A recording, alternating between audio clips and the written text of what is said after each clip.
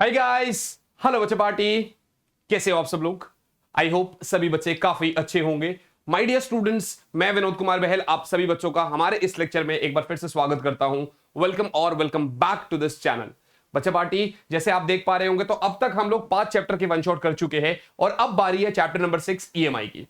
ये बहुत बड़ा वन शॉट नहीं है, मतलब लगभग आप ये समझ लो कि पूरा अगर मैं अंदाजा दे दूं तो 2 घंटे से कम में ही हो जाएगा। ये 1 आवर 45 1 आवर 50 मिनट्स के आसपास इस लेक्चर का वन शॉट आपका हो जाएगा। आपको पहले कॉन्सेप्ट बहुत अच्छे से क्लियर करने हैं। जब हम एक बार कॉन्सेप्ट सारे बहुत अच्छे से क्लियर कर लेंगे तो उसके बाद देखेंगे अगर इस वन शॉट में टाइम मिलेगा तो हम क्वेश्चंस भी करेंगे, अदरवाइज क्वेश्चंस के लिए हम अलग से सीरीज लेकर आए हुए हैं तो उसमें हम क्वेश्चंस कर ही रहे हैं। तो ये एक हिसाब से आपकी कॉन्सेप्ट बिल्डिंग क्लास है। यहां से आप अपने सारे के सारे जितने भी टॉपिक्स है सबके सब कॉन्सेप्ट्स आप बहुत अच्छे से क्लियर कर सकते हो। तो कॉपी पेन उठा लो और ये समझ लो कि अगर आपने इस वीडियो को प्ले कर दिया है तो अब अगले 2 घंटे के लिए आपने कहीं नहीं जाना है। अगले 2 घंटे तक आप सिर्फ और सिर्फ इस चैप्टर का वन शॉट करेंगे और जब हो जाएगा ना तो कमेंट करना, yes sir we completed in one shot. और मैं सच बता रहा हूं, आपको एक अलग तरीके से एक इमेंस प्लेजर मिलेगा, एक इतनी खुशी मिलेगी कि मैंने एक नया चैप्टर और अपनी तरफ से कंप्लीट करा, क्योंकि अब आप इसको फिर बाद में रिवाइज कर सकते हो। आप सबको पता है मिड टर्म एग्जाम्स हमारे आने वाले हैं, तो उसके लिए हमें जो है ना ये वन शॉट सारे देखने बहुत जरूरी है। और हाँ, क्वेश्चंस भी करेंगे तो बहुत सारे क्वेश्चंस की सीरीज आने वाली है धीरे धीरे, मतलब जिसमें हम अलग अलग चैप्टर के क्वेश्चंस कर रहे होंगे, तो वो भी आपको देखना जरूरी है।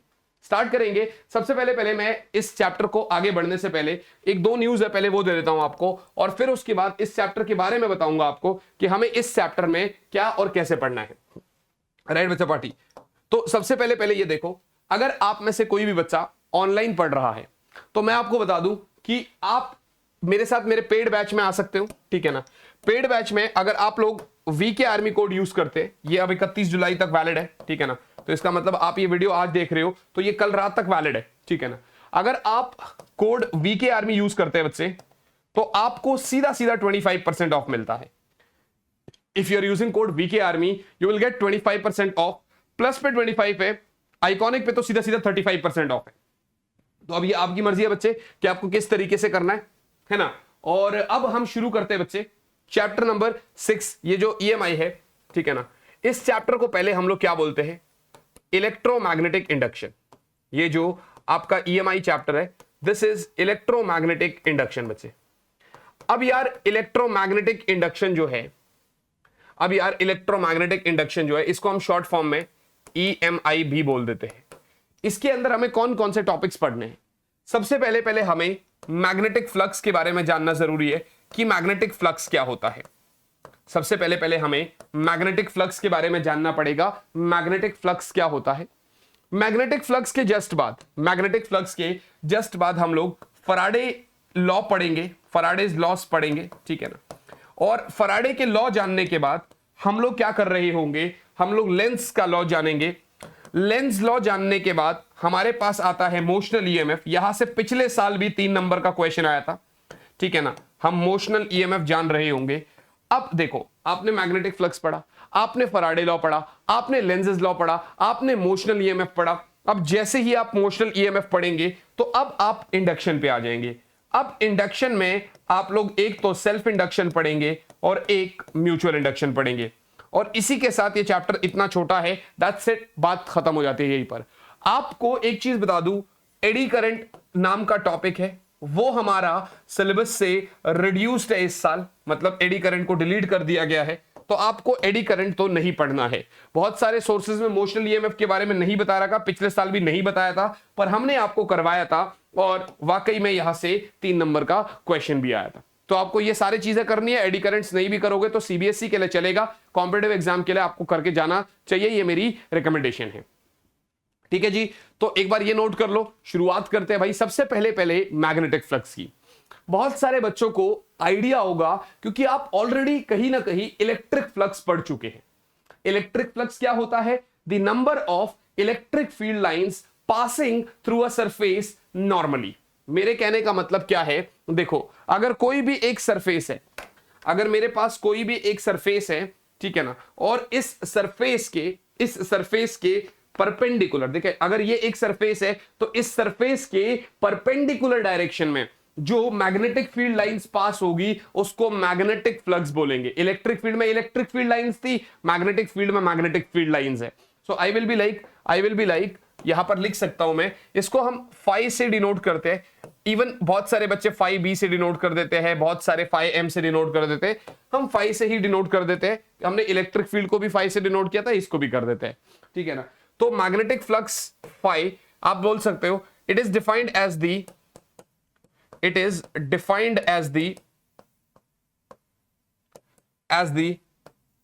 number of magnetic field lines passing through a surface normally. It is defined as the magnetic field lines passing through a surface normally. Concept को समझो बच्चे। मैं अगर कह रहा हूं passing through a surface normally, what does this mean? देखो, ये मेरे पास एक सरफेस है बच्चे, ठीक है ना। इस सरफेस का जो परपेंडिकुलर डायरेक्शन है उसमें होता है एरिया वेक्टर, सही है। यदि इस एरिया वेक्टर के अलोंग, क्योंकि area vector is also perpendicular to surface और मेरी मैग्नेटिक फील्ड लाइंस भी perpendicular to the surface pass होनी चाहिए, तो अगर इस एरिया वेक्टर के अलोंग मेरी मैग्नेटिक फील्ड लाइंस है तो मैं कहूंगा कि हां जी भैया फ्लक्स यहां पर क्या हो जाएगा, magnetic field lines into area, ये आपका BA हो गया, ठीक है ना। अगर आप इसकी यूनिट की बात करते हैं तो ये सीधा सीधा आ जाता है भैया टेस्ला मीटर स्क्वायर। अगर आप इसकी यूनिट पे बात करते हैं तो ये सीधा सीधा क्या आ जाता है बेटा, ये सीधा सीधा आपका टेस्ला मीटर स्क्वायर आ जाता है। I hope this is clear. मेरे हिसाब से ये बात समझ में आ रही है आपको, राइट बच्चा पार्टी? एक सेकेंड, ओके, हाँ, तो ये आपका फ्लक्स हो गया। अब मान लो बच्चे ये ऐसा है, मान लेते हैं ये ऐसा है बेटा, ठीक है ना। अब अगर ऐसी बात है तो इस केस में बेटा ये देखो, ये ऐसा है भाई, for an example this is like this, ठीक है ना।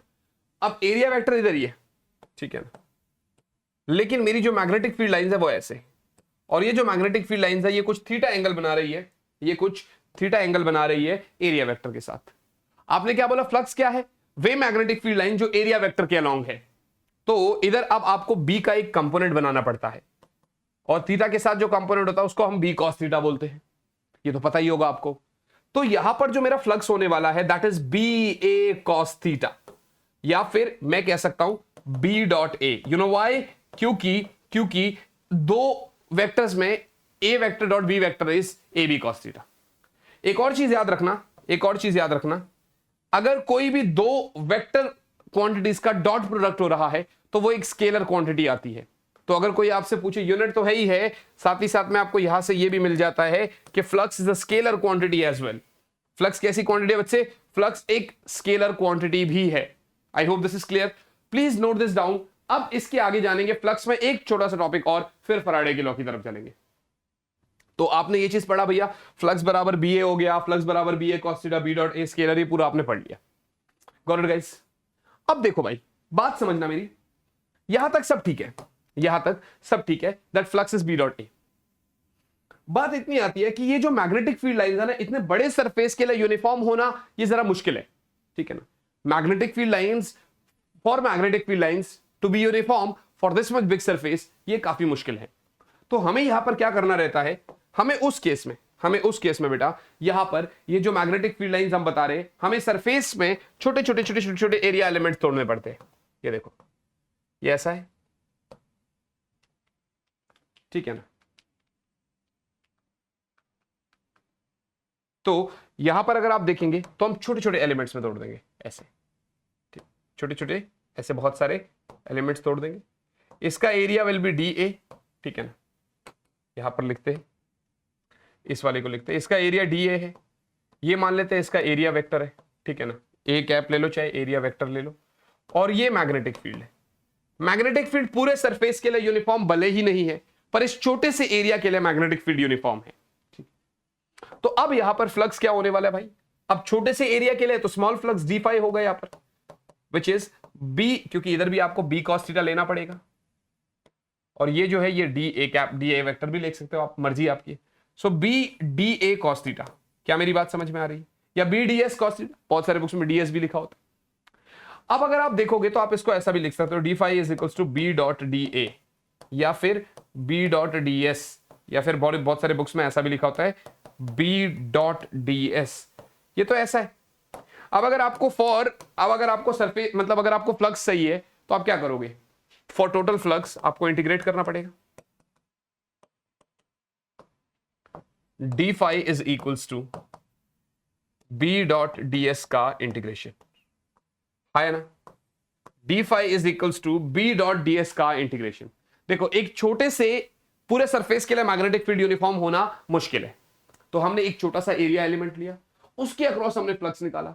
अब जैसे ही हमने उसके अक्रॉस फ्लक्स निकाला तो उसके बाद फिर हमने इंटीग्रेशन कर दिया उसका, एंड दिस इज इट। ये रहा आपका, ये इसको आप फाई लिख सकते हो भाई, ठीक है ना।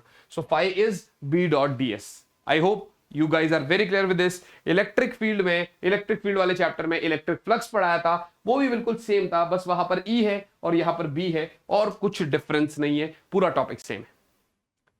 फराडेज लॉ की तरफ चलेंगे। फराडे ने क्या बोला? देखो भाई, ओएरस्टेड ने चैप्टर 4 में बोला था current carrying wire produces magnetic field. Oersted ने चैप्टर 4 में बोला था कि भैया current carrying wire produces magnetic field. अब ये बात फराडे ने सुन ली। फराडे ने कहा यदि current carrying wire magnetic field produce कर सकता है तो हम इस बात पे काम करते हैं ना कि मैग्नेटिक फील्ड भी करंट प्रोड्यूस कर सकता होगा। मैग्नेटिक फील्ड भी करंट प्रोड्यूस कर सकता होगा। लग गया एक्सपेरिमेंट्स करने में। इसके 3 एक्सपेरिमेंट्स थे भाई।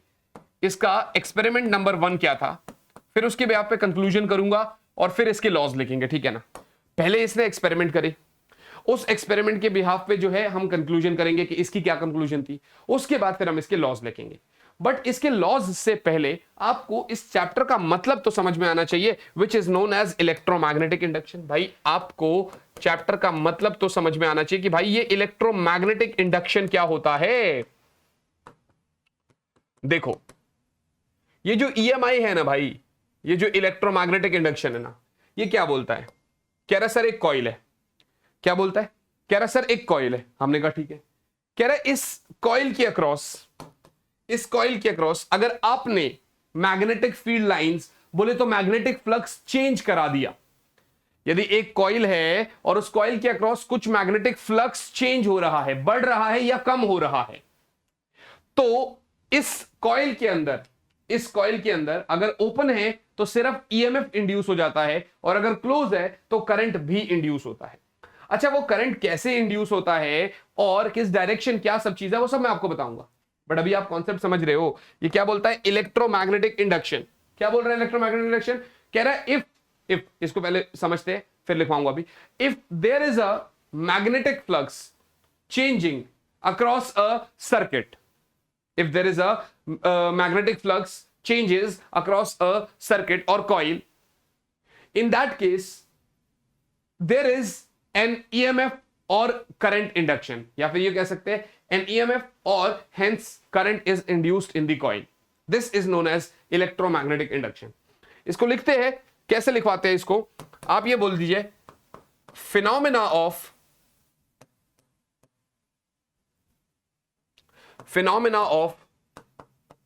production of, या यू देख लीजिए, इट इज अ फिनोमिना, ऐसा लिख सकते हैं आप। इट इज अ फिनोमिना, थोड़ा सा खराब नहीं करते अपनी चीज को, हाँ,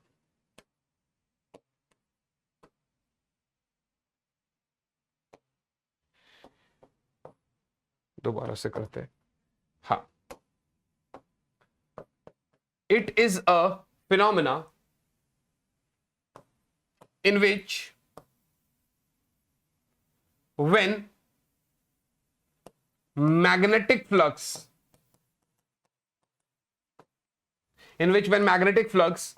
changes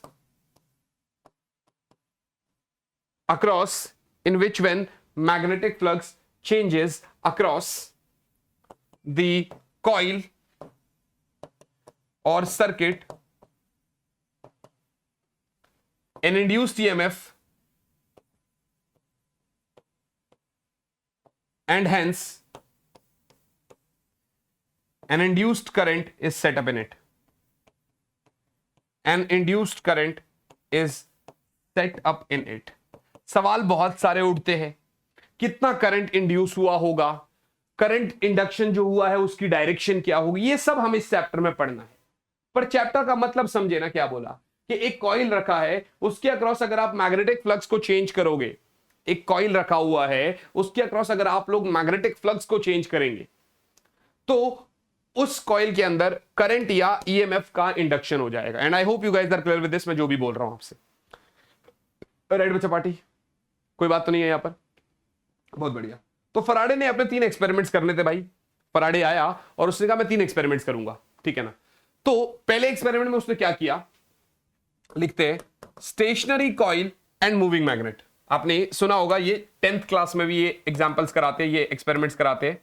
stationery coil and a moving magnet, stationary coil and a moving magnet बच्चे।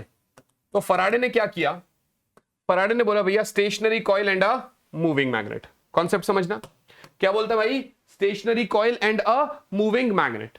भाई देखो, उसने एक कॉइल के अक्रॉस यहां पर गैल्वेनोमीटर फिक्स कर दिया, ठीक है ना, और एक मैग्नेट है उसको ये इसके अक्रॉस मूव करा रहा है। For an example north pole है मैग्नेट का, ठीक है, कोई भी पोल है, अपने को नहीं पता।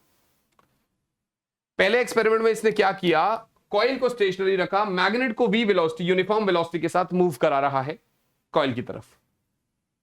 तो इसको दिखा कि गैल्वेनोमीटर में डिफ्लेक्शन हो गया।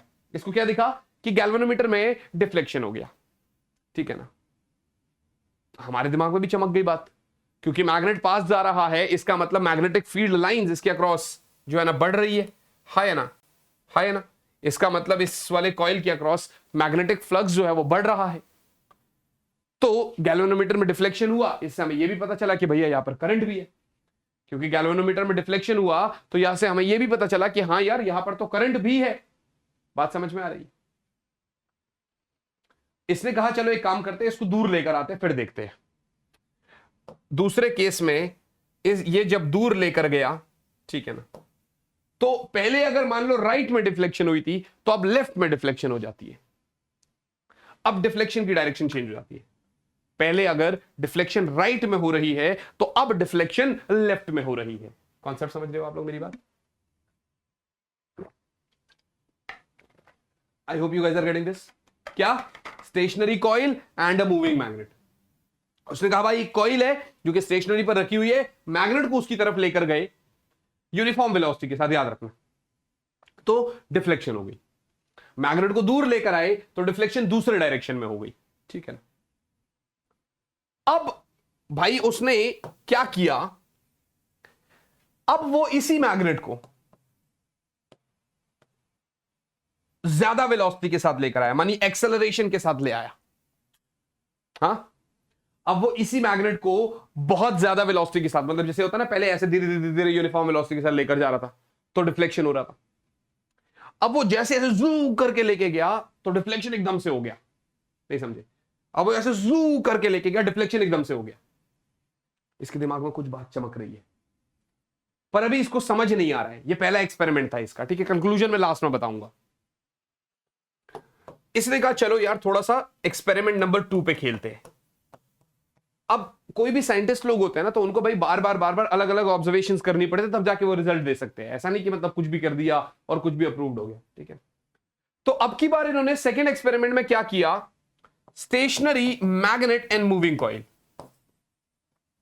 Stationery magnet and moving coil, and moving coil, ये इनका सेकेंड एक्सपेरिमेंट था। इन्होंने इस बार मैग्नेट को स्टेशनरी रखा, और अभी फिलहाल नॉर्थ पोल में यहां पर आपको लिख भी रहा हूं तो इससे कोई फर्क पड़ना नहीं चाहिए आपको, क्योंकि हम फराडे वाले लॉ में डायरेक्शन से रिलेटेड कोई भी चीज पढ़ ही नहीं सकते, क्योंकि ये डायरेक्शन को बताने में असफल रहे थे, ठीक है। इन्होंने ये बता दिया था कि कितना करंट इंड्यूस होगा, कितना ईएमएफ इंड्यूस होगा, पर जब पूछा गया कि क्या डायरेक्शन होगी तो वो ये नहीं बता पाए थे। तो इधर आप नॉर्थ साउथ अभी नहीं भी लिखेंगे तो चलेगा, क्योंकि अभी आपके दिमाग में सवाल आएगा, सर नॉर्थ लेकर आए, साउथ लेकर आए, क्या है क्या, वो अभी ये सवाल आगे लेंस लॉ में पढ़ेंगे, उसके लिए आपको बचा के रखना है। तो अब की बार यहां पर हमने एक ट्रॉली में कॉइल जो है, मतलब एक ट्रॉली में है और कॉइल को मूव करा रहे हैं। या तो कॉइल को लेकर आएंगे फर्स्ट केस में, या सेकंड केस में लेकर जाएंगे। दोनों में एक ही चीज हो सकती है भाई। अब की बार भी ऐसा ही हुआ। अभी तो मैग्नेट मूव कर रहे थे और अब मैग्नेट को रखा हुआ है स्टेशनरी, और अब इस टांगे पे, मतलब कॉइल मूवेबल है, ठीक है, और इस मूवेबल कॉइल को मैग्नेट की तरफ लेकर जा रहे हैं। जैसे जैसे पहले यूनिफॉर्म वेलोसिटी के साथ लेकर गए तो डिफ्लेक्शन हो गई, जैसे इधर हुई थी। दूर लेकर गए तो डिफ्लेक्शन अपोजिट डायरेक्शन में हो गई, और फिर वही एकदम से जूम करके लेके गए तो डिफ्लेक्शन बहुत ज्यादा हो गई, मतलब एकदम से, समझ रहे हो, डिफ्लेक्शन बहुत ज्यादा हो गई एकदम से। यहां से इनके दिमाग में एक बात आई कि भैया सारा का सारा खेल जो है वो रिलेटिव मोशन का है। It is the relative motion between coil and magnet which is inducing the current. अभी इनके दिमाग में फ्लक्स वाली कहानी नहीं आई है, अभी इनके दिमाग में फ्लक्स वाले से रिलेटेड कोई बात आई नहीं है। फ्लक्स की बात तो अभी इसके थर्ड एक्सपेरिमेंट में क्लियर होता है। कहता है सर दो चीजें हैं, कह रहा है सर दो चीजें हैं, दोनों चीजों में जब आपस में रिलेटिव मोशन हो रहा है, कोई रेस्ट पे है कोई मोशन में, फर्क नहीं पड़ता, पर दोनों में जब रिलेटिव मोशन हो रहा है तो उसके अंदर डिफ्लेक्शन हो रही है गैल्वेनोमीटर में। इनका एक्सपेरिमेंट तब कामयाब हुआ जब इन्होंने थर्ड एक्सपेरिमेंट कहीं ना कहीं देखा होगा, और जब इन्होंने देखा तो इन्होंने एक्सपेरिमेंट नंबर 3 में क्या किया बेटा, कोई रिलेटिव मोशन नहीं कराई। एक्सपेरिमेंट नंबर 3 में बेटा क्या हुआ, कोई रिलेटिव मोशन नहीं कराई। अच्छा तो फिर, तो अब इन्होंने क्या किया, अब इन्होंने क्या किया, होल्ड करो एक मिनट। हाँ, एक कॉइल लिया जिसको हमने प्राइमरी कॉइल का नाम दे दिया और एक सेकेंडरी कॉइल का नाम दे दिया। मतलब एक कॉइल है, दो कॉइल्स है यहां पर, ठीक है, पास पास रखी गई है दो कॉइल्स। अब की बार इन्होंने इस की को बंद कर दिया, है ना, अब की बार इन्होंने इस की को बंद कर दिया, और जब इन्होंने इस की को बंद कर दिया तब भी देखा डिफ्लेक्शन हो रहा है गैल्वेनोमीटर में, तब भी देखा गैल्वेनोमीटर में डिफ्लेक्शन हो रहा है। इस की को खोला तो भी डिफ्लेक्शन हुआ, और रियोस्टैट की मदद से करंट को चेंज किया तो भी डिफ्लेक्शन हुआ। अब इनका दिमाग चकरा गया। पहले तो रिलेटिव मोशन की वजह से करंट इंड्यूस हो रहा था, डिफ्लेक्शन हो रही थी, अब तो मैं मोशन भी नहीं करा रहा दोनों में से किसी का भी, लेकिन अब भी डिफ्लेक्शन हो रहा है। तो यहां से इनके दिमाग में चीजें आई कि क्योंकि आपने चैप्टर 4 में सोलेनॉइड पढ़ा है, क्योंकि एक कॉइल में अगर आप करंट पास कराते हैं तो उसके अंदर मैग्नेटिक फील्ड होती है, मतलब मैग्नेटिक फील्ड उसके अंदर बनती है, B is equal to mu naught NI। वो मैग्नेटिक फील्ड, अब आप अगर करंट चेंज कराएंगे तो वो इसके अक्रॉस भी वो मैग्नेटिक फील्ड लाइंस चेंज होते हुए दिखेंगी। इधर मान लो मैग्नेटिक फील्ड है और इधर ये पास में रखा हुआ है, तो ये भी मैग्नेटिक फील्ड एक्सपीरियंस कर रहा है। जैसे ही मैंने इसके अक्रॉस करंट चेंज किया तो मैग्नेटिक फील्ड लाइंस चेंज हुई, इस किसके अक्रॉस, इस वाले के अक्रॉस, क्योंकि ये एक्सपीरियंस कर रहा था, मान लो पहले 10 टेस्ला, फिर बाद में 4 या फिर बाद में 12, तो इसके अक्रॉस क्योंकि मैग्नेटिक फ्लक्स चेंज हो रहा है तो इसलिए इसके गैल्वेनोमीटर में डिफ्लेक्शन हो रही है। कॉन्सेप्ट समझ में आया? इसके अक्रॉस करंट पास हुआ, मैग्नेटिक फील्ड लाइन बनी, वो मैग्नेटिक फील्ड लाइन ये भी एक्सपीरियंस कर रहा है, जैसे जैसे मैं करंट को चेंज कर रहा हूं वैसे वैसे मैग्नेटिक फील्ड लाइन, मतलब इसका मैग्नेटिक फ्लक्स चेंज हो रहा है और ये डिफ्लेक्शन हो रही है। इन तीनों एक्सपेरिमेंट्स के दौरान एक चीज रखी गई, और वो ये था कि जब ये मैग्नेट को लेकर जा रहे थे तो फ्लक्स मतलब डिफ्लेक्शन हो रहा था, लेकिन जैसे ही मैग्नेट स्टॉप हो गया डिफ्लेक्शन भी स्टॉप हो गया। लेकिन जैसे ही मैग्नेट स्टेशनरी हो गया डिफ्लेक्शन भी स्टेशनरी हो गया। कारण से क्या इन्होंने ये लाइन क्यों बोली होगी इन्होंने, it is the relative motion, क्योंकि अब दोनों रुके हुए हैं तो कोई डिफ्लेक्शन नहीं हो रही, अब दोनों रुके हुए हैं तो कोई डिफ्लेक्शन नहीं हो रही है। ये 3 एक्सपेरिमेंट्स है, मेरे हिसाब से मैंने आपको तीनों एक्सपेरिमेंट्स के नाम बता दिए। यहां पर आप पहले में क्या लिखा, stationary coil and moving magnet, stationary magnet and moving coil, और थर्ड एक्सपेरिमेंट को आप नॉर्मली ऐसे लिख सकते हो,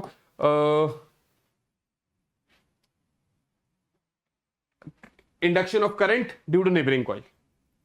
इसको आप नेबरिंग कॉइल एक्सपेरिमेंट नाम दे दो। ये पेपर में नहीं आएगा बट आपको समझना बहुत जरूरी है, क्योंकि अगर बेसिक चीज आपने नहीं समझी ना बेटा, तो इसके अंदर सारे डायरेक्शन वाले क्वेश्चन आते हैं, लेंस वाले। वो डायरेक्शन वाले क्वेश्चन अक्सर बच्चा गलत कर देता है, उसको समझ में ही नहीं आता भाई क्या बोल रहा है ये। ठीक है, तो वो समझना, वो जानना बहुत ज्यादा जरूरी है। Got it guys?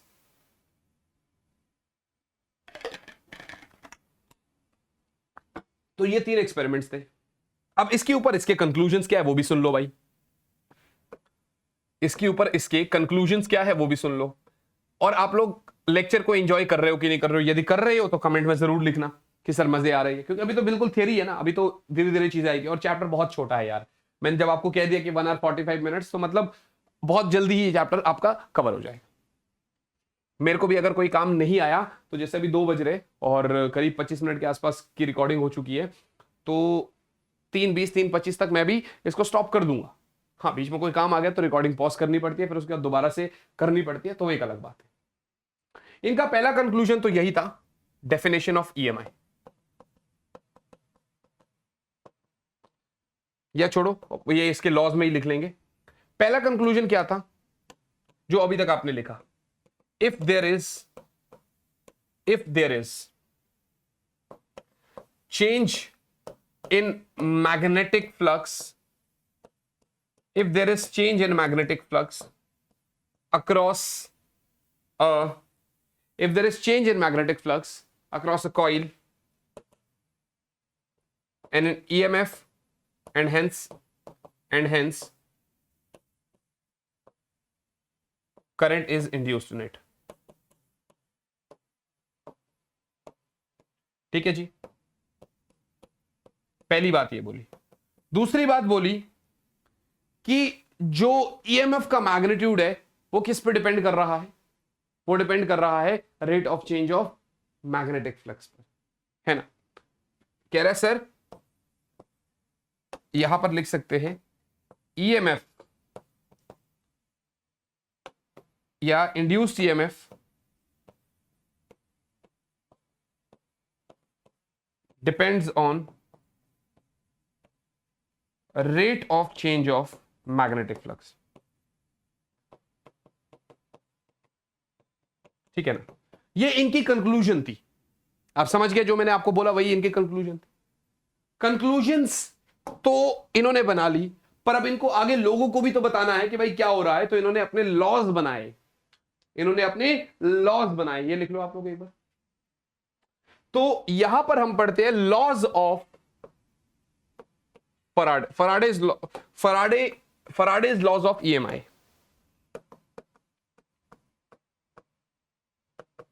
फराडेज laws of EMI.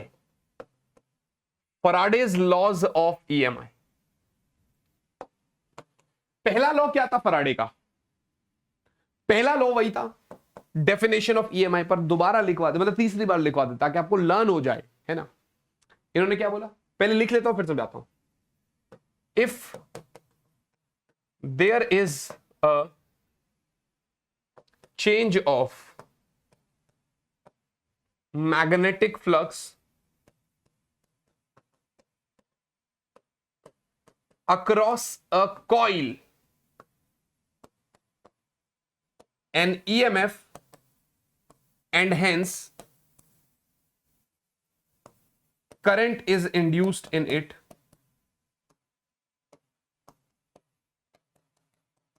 if there is a change of magnetic flux across a coil and EMF and hence current is induced in, and it lasts so long as the flux is changing।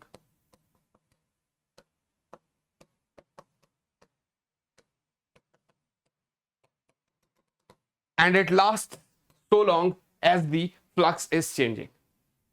If there is a change of magnetic flux across a coil, an EMF and hence current is induced in it, and it lasts so long as the flux is changing। जब तक flux change हो रहा है तब तक current और EMF induce हो रहा है। द मोमेंट फ्लक्स का चेंज होना बंद हो गया, समझ जाना EMF और करंट भी इंड्यूस होने बंद हो गए। Got it guys? I hope this is very very clear to you all बच्चे। मेरे हिसाब से तो ये आप सभी बच्चों को समझ में आ गया। ठीक है जी, कोई प्रॉब्लम वाली बात तो नहीं है यहां पर? नहीं सर, बिल्कुल क्लियर है। सही है। फिर अब दूसरा लॉ इन्होंने क्या दिया? ये तो फर्स्ट लॉ था। सेकंड लॉ क्या दिया इन्होंने?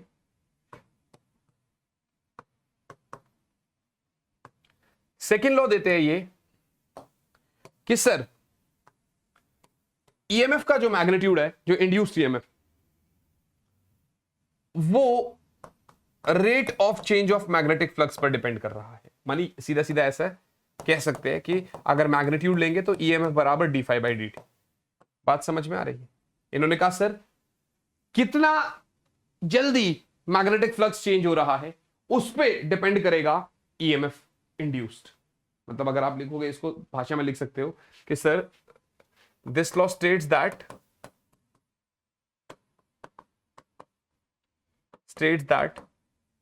the magnitude of induced EMF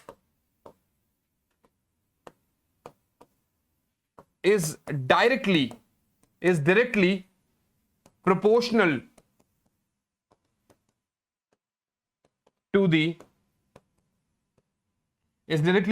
to the rate of change of magnetic flux.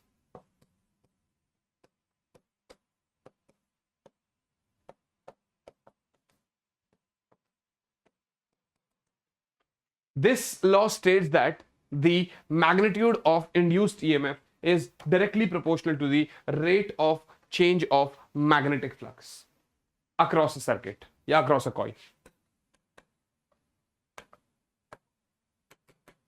या सर्किट बोल सकते हो, आपकी मर्जी। बात समझ में आ गई? क्लियर है चीज? ये इसकी दो लॉ थे। सवाल पूछे गए होंगे, बड़ा ऑब्वियस सी बात है। क्या सवाल होंगे? यही कि सर ये जो ईएमएफ इंड्यूस हुआ ये कितना हुआ? सर ये जो ईएमएफ इंड्यूस हुआ ये कितना हुआ? तो इन्होंने बता दिया।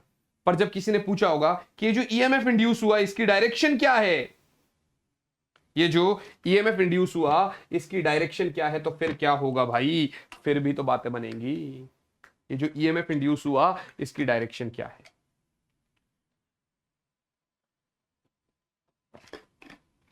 तब हमारे बीच में आए लेंस। तब हमारे बीच में कौन आए? अरे हमारा ये कैसे बन रहा है? हाँ चलेंगे,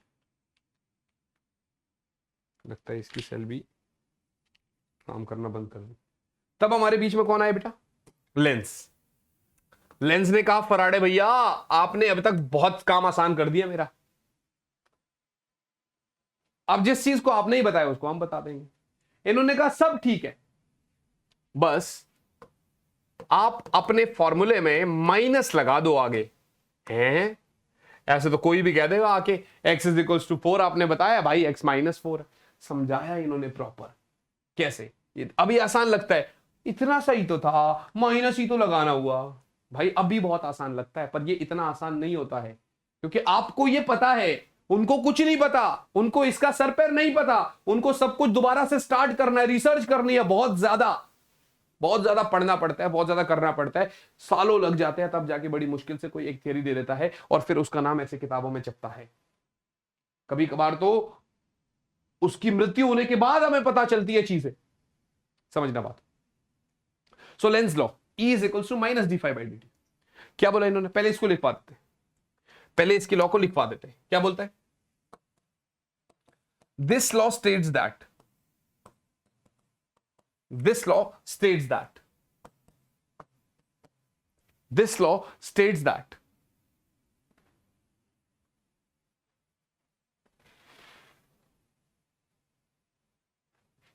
whenever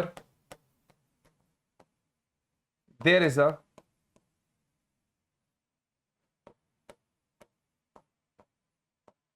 change in magnetic flux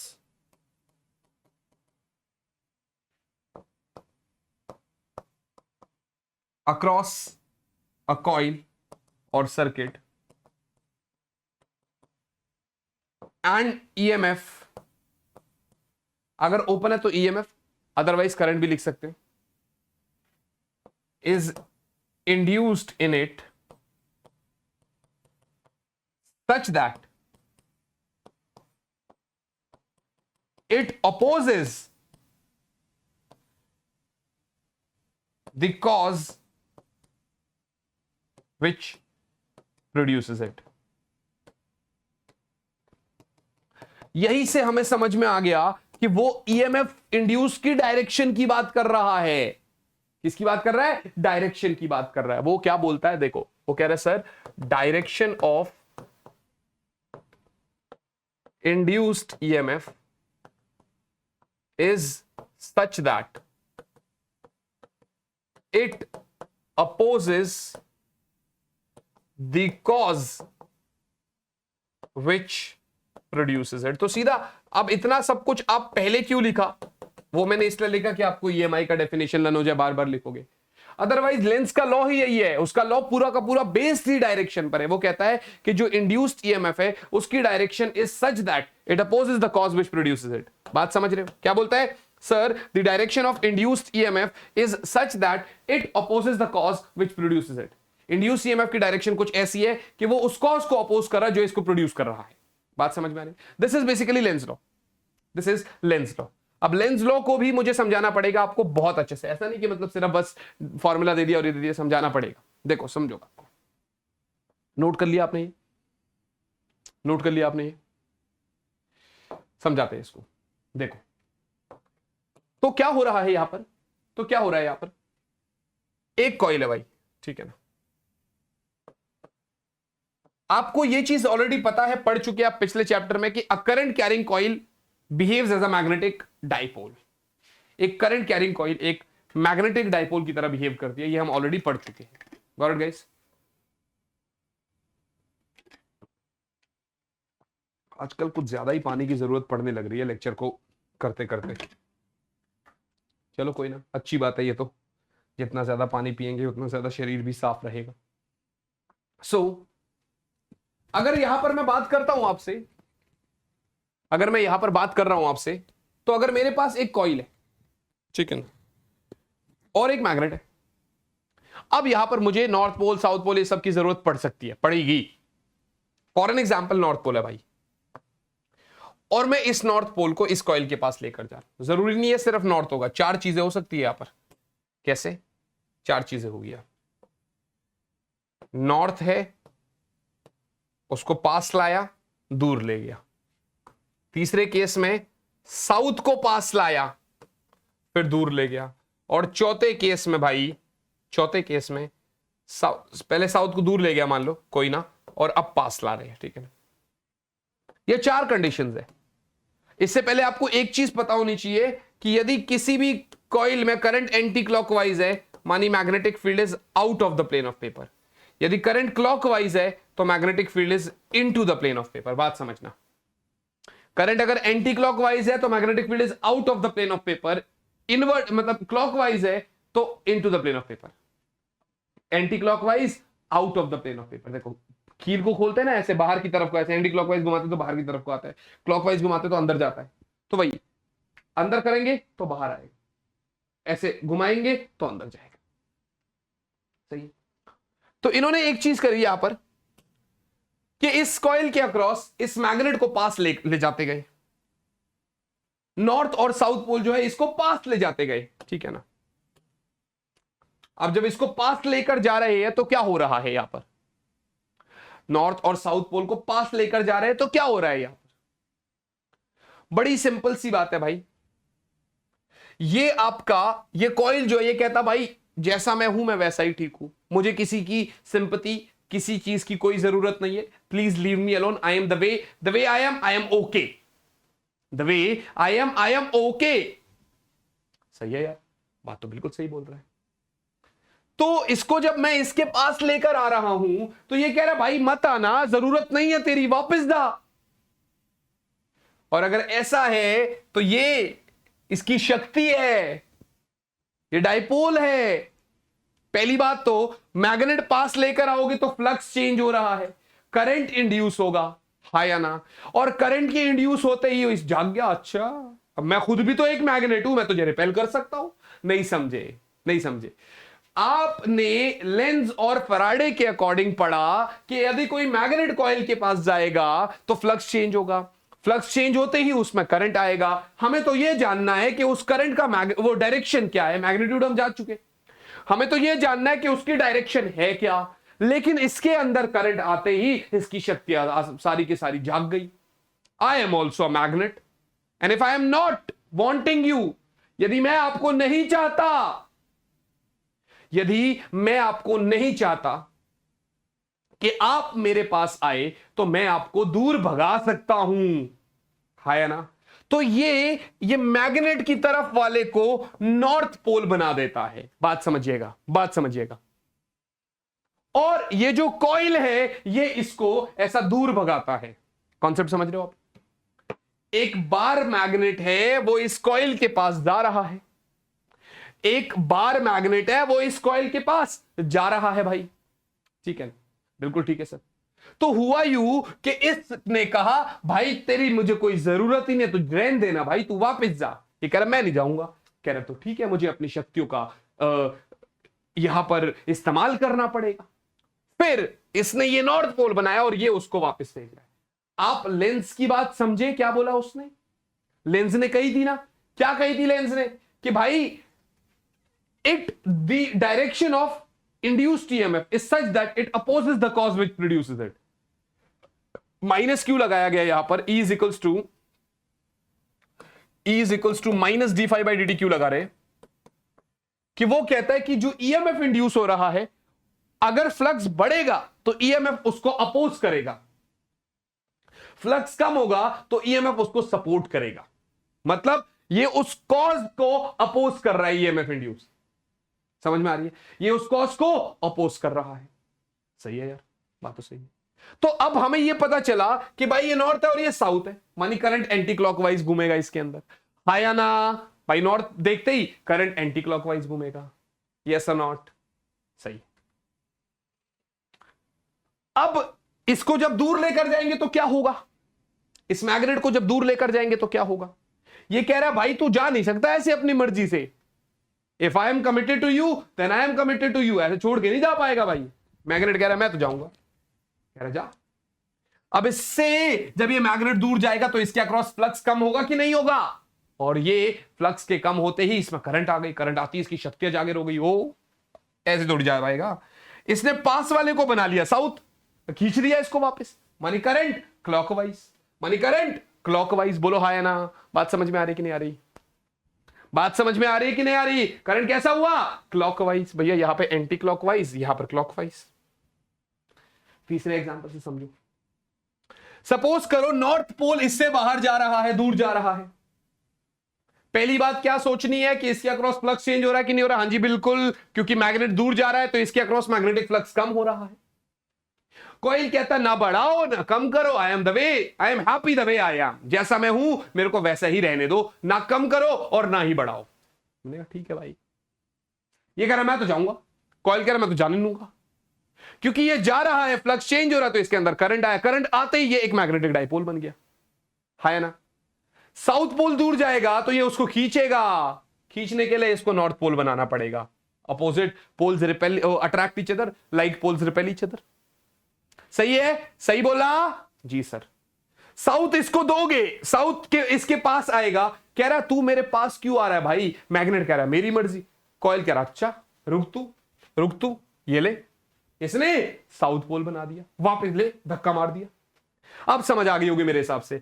north मानी एंटी क्लॉकवाइज, साउथ मानी क्लॉकवाइज। कहां से? यदि मैं मैग्नेट की तरफ से देखूंगा तो याद रखना, मैंने चैप्टर 4 में भी बताया था कि एक कॉइल के अंदर दो चीज होती है। अब यहां से मैं बोलूं मैं इधर से देखूंगा तो, मैं इधर से देखूंगा तो, दोनों साइड में ये एंटी क्लॉकवाइज दिखता है, बट एक्चुअली कॉइल ऐसे रखी होती है। तो या आप आगे से देखते हो या आप पीछे से देखते हो। ये कॉइल है, मैग्नेट जाएगा, अगर ये वाला नॉर्थ पोल है मेरी तरफ वाला, ये वाला, तो मैग्नेट इधर से देखूंगा तो ये क्लॉकवाइज होगा, और आप सामने बैठ के देखोगे ना तो यही चीज आपको एंटी क्लॉकवाइज दिखेगी। ये मैं आपको पेपर पे प्रॉपर ड्रॉ करके दिखाया था, ये मैंने आपको पेपर पे पूरा ड्रॉ करके दिखाया था बेटा, ठीक है जी। कोई दिक्कत वाली बात तो नहीं है यहां पर? हाँ जी, I hope so. This was all about Lenz law. This was all about Lenz law. अगला टॉपिक मोशनल ईएमएफ। मैं फिर वही आपसे कहूंगा, हमारे पास अगर टाइम बचेगा, जो मैंने आपको एक डेडिकेटेड टाइम दिया हुआ है, क्योंकि क्या है, जैसे अभी 2:20 हो रहे, तो एक्चुअली मेरी 3:30 से दूसरी क्लास है, ठीक है। तो अगर मेरे पास ये चैप्टर उससे पहले खत्म हो जाता है, तो हम इसमें आपको बहुत सारे क्वेश्चंस कराएंगे। अदरवाइज क्वेश्चंस की अलग सीरीज है, वो तो हो गई, हो ही रहेगी। Now motional EMF. अभी मोशनल ईएमएफ क्या है, नाम से समझ में आ रहा है मोशन हो रहा है, कहीं ना कहीं किसी चीज का तो हो रहा होगा। नाम से समझ में आ रहा है कहीं ना कहीं किसी ना किसी चीज का तो मोशन हो रहा होगा। बिल्कुल हो रहा होगा सर। तो आइए ध्यान से देखना आप लोग, कुछ इस तरीके से मेरे पास एक रॉड है, मूवेबल रॉड, ठीक है। अलग कलर से बना देते हैं, आपको ज्यादा बेटर लगेगा।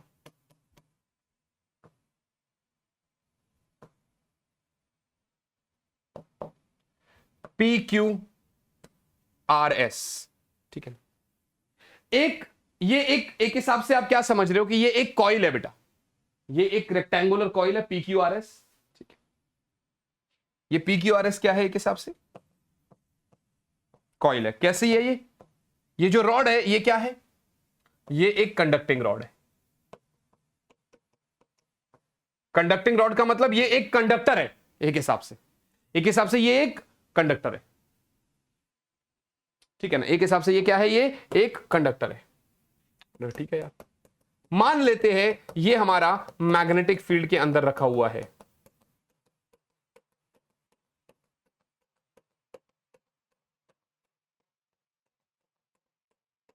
और वो magnetic field into the plane of paper है, ठीक है। मतलब बोर्ड के अंदर मान लेते हैं, ठीक है। मैग्नेटिक फील्ड कैसी है, बोर्ड के अंदर है, सही है। याद रखना सिर्फ PQ मूवेबल रॉड है, मूवेबल कंडक्टिंग रॉड। जो बाकी साइड्स है RQ, SP, RS, ये सब स्टेशनरी है। और दूसरी बात, resistance of PQ is R, बाकी RS, PS और QR, इन सब के रेजिस्टेंस को हमने नेग्लिजिबल मान रखा है। इन सब का रेजिस्टेंस को हमने लगभग नेग्लिजिबल मान रखा है, ठीक है। अज्यूम कर रहे हैं ऐसा, बात समझ में आ रही। ये वाली जो साइड है इसको X माना, और इसको L माना, और इसको L माना। साइड मींस जितना उसमें है ना गैप, ठीक है। रेक्टेंगुलर बोला ना मैंने, रेक्टेंगुलर का मतलब क्या हुआ कि एक साइड अलग एक साइड अलग। तो ये वाला L, ये वाला X, ये वाला L, ये वाला X, ठीक है भाई। अब आप क्या करेंगे भाई, कुछ नहीं, इसको आप अंदर v वेलोसिटी के साथ भेज रहे हैं, इसको आप अंदर v वेलोसिटी के साथ भेज रहे हैं बेटा। इस वाली रॉड को आप अंदर v वेलोसिटी के साथ भेज रहे हैं। बाहर भी भेज सकते हो, आपकी मर्जी, आप बाहर भी भेज सकते हैं, आपकी मर्जी है। बट अभी हम अंदर लेकर जा रहे हैं कांस्टेंट वेलोसिटी के साथ, ठीक है। एक बात बताओ, शक्ल से देख के बताओ, इस कॉइल का एरिया क्या होगा, लेंथ इंटू ब्रेड्थ। हाँ भाई एलेक्स, भाई एरिया तो क्या होगा, लेंथ इंटू ब्रेड्थ होगा। और इधर कुछ मैग्नेटिक फील्ड भी है, क्योंकि आप अंदर लेकर जा रहे हैं तो एरिया कम हो रहा है। फ्लक्स क्या होता है भाई, फ्लक्स क्या होता है भाई, B इंटू A, यानी BLX। यदि X कम हो रहा है तो फ्लक्स भी तो कम हो रहा है, यानी फ्लक्स चेंज हो रहा है। और क्योंकि फ्लक्स चेंज हो रहा है तो EMF भी इंड्यूस होगा, यस और नॉट। तो EMF भी इंड्यूस होगा इसके अंदर, क्योंकि फ्लक्स कम हो रहा है तो EMF का इंड्यूस होना जाहिर है, बनता है, ठीक है ना। पहले तो हम जो EMF है उसका एक्सप्रेशन निकाल लेते हैं, ठीक है। आपने फ्लक्स BLA बोला, तो EMF क्या होता है, -d∅dt। जी सर, इसका मतलब sir EMF is equals to -d/dt of phi की जगह BLX। अभी जो कॉमन है, जो कांस्टेंट है, B तो चेंज नहीं हो रहा, L भी चेंज नहीं हो रहा, वो तो सेम है। X चेंज हो रहा है क्योंकि पहले X ज्यादा था, अब X कम हो गया थोड़े टाइम बाद। अब dx/dt जनरली वेलोसिटी होता है, बट इधर मैं -v ले रहा हूं, कारण y का व्हाट हैपेंड, x डिक्रीज हो रहा है ना, तो final x minus initial x क्या होगा, नेगेटिव आएगा कि नहीं आएगा। पहले x ज्यादा है, मान लो 4 है, बाद में x 2 है मान लो, तो 2 माइनस 4 माइनस आएगा। तो यहां पर ये बोल सकते हो negative sign because x is decreasing.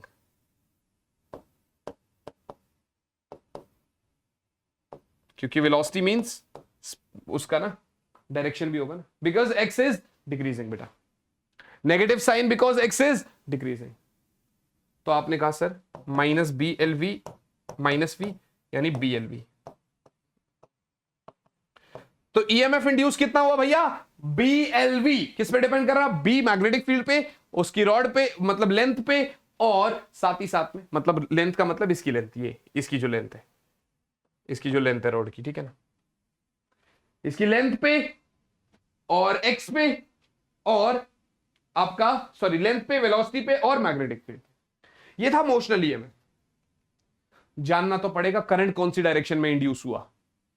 आपने बोला कि सर क्लोज लूप है, एक हिसाब से करंट इंड्यूस होगा, हमने कहा ठीक है, पर कौन सी डायरेक्शन में यह भी तो पता करना जरूरी है।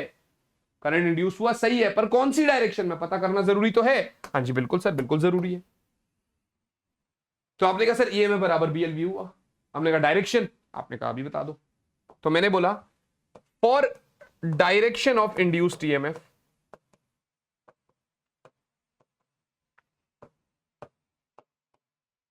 for direction of induced EMF, use Fleming's right hand rule.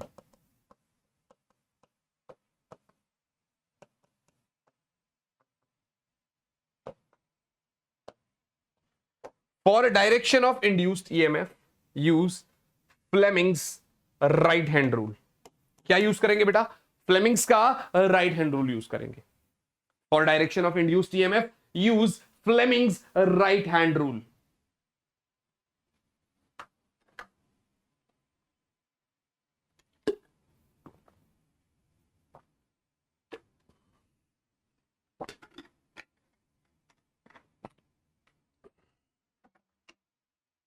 है ना बच्चों,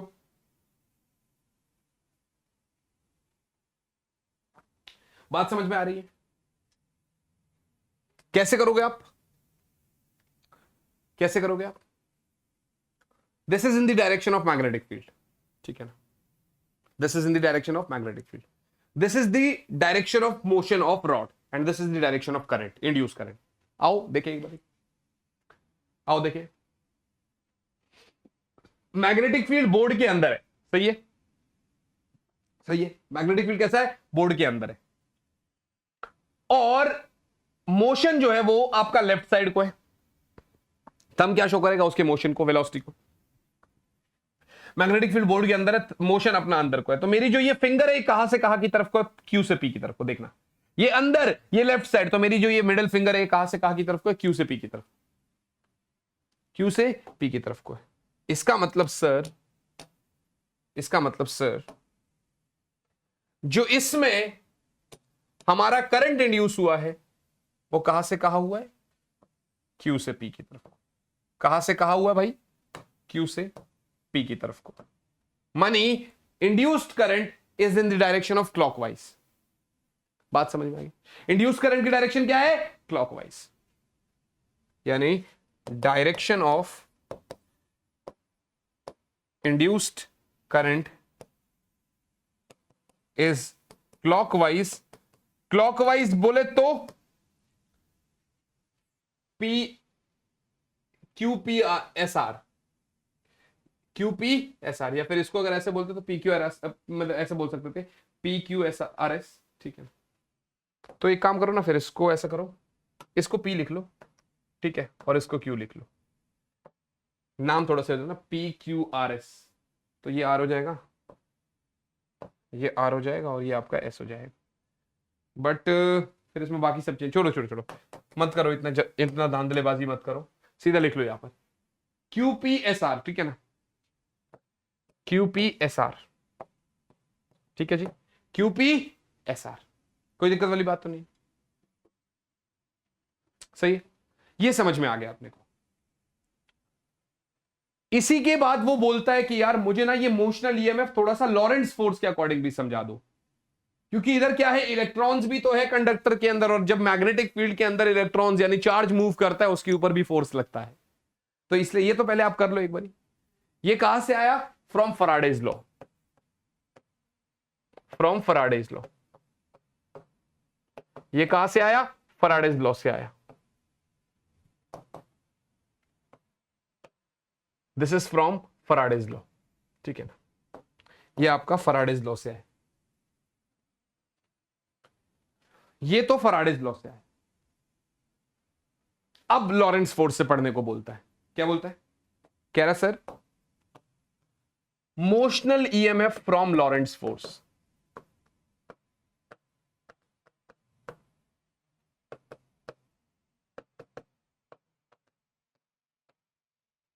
कह रहा sir motional EMF from Lorentz force.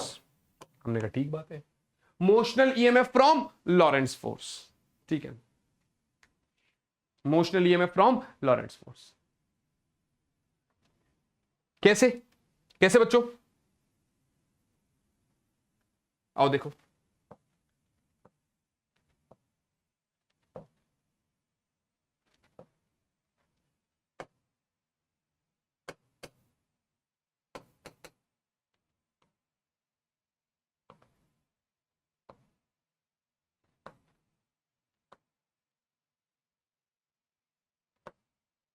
ऐसा ही लिखा था ना आपने, ठीक है ना,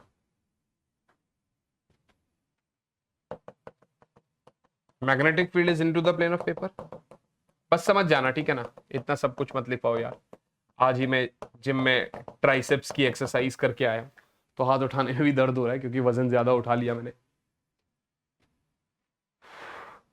चलो पढ़ा ही रहा हूं तो थोड़ा सा 1-2 मिनट मोटिवेशन की बात कर देता हूं कि किसी ने सही कहा है कि practice makes everyone perfect, practice makes everyone perfect. अब आप कहोगे सर आप ऐसा क्यों बोल रहे हो?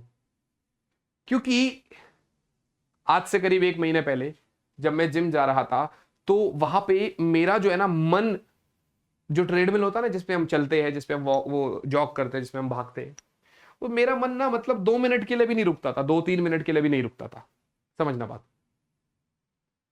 पर मैं रोज 1-1, 2-2 मिनट बढ़ाता गया, और आज करीब 28 दिन बाद मैं 35 मिनट्स तक लगातार वॉक करता रहा उस पे, एंड मुझे कुछ फील नहीं हुआ, स्टेबिलिटी आया। लाइफ में स्टेबिलिटी लेने के लिए, कुछ भी करने के लिए आपको प्रैक्टिस करना पड़ेगा, आपको उस चीज को टाइम देना पड़ेगा, तो ही आप कर सकते हो। अगर आप सोचो कि आप बगैर टाइम दिए सब कुछ कर लेंगे तो नहीं हो पाएगा। बहुत सारे बच्चों के मेरे पास मैसेजेस आते हैं, विनोद सर हमें पढ़ने में मन ही नहीं लगता है, क्या करें? कुछ मत करो भाई, बस उसको थोड़ा सा टाइम दो, रोज बगैर मन करे, ना चाहते हुए भी थोड़ा थोड़ा थोड़ा करके पढ़ो। और जब थोड़ा थोड़ा थोड़ा करके पढ़ोगे ना तो रिजल्ट्स एकदम से नहीं मिलेंगे, लेकिन हां थोड़े टाइम बाद आपको रिजल्ट्स मिलेंगे।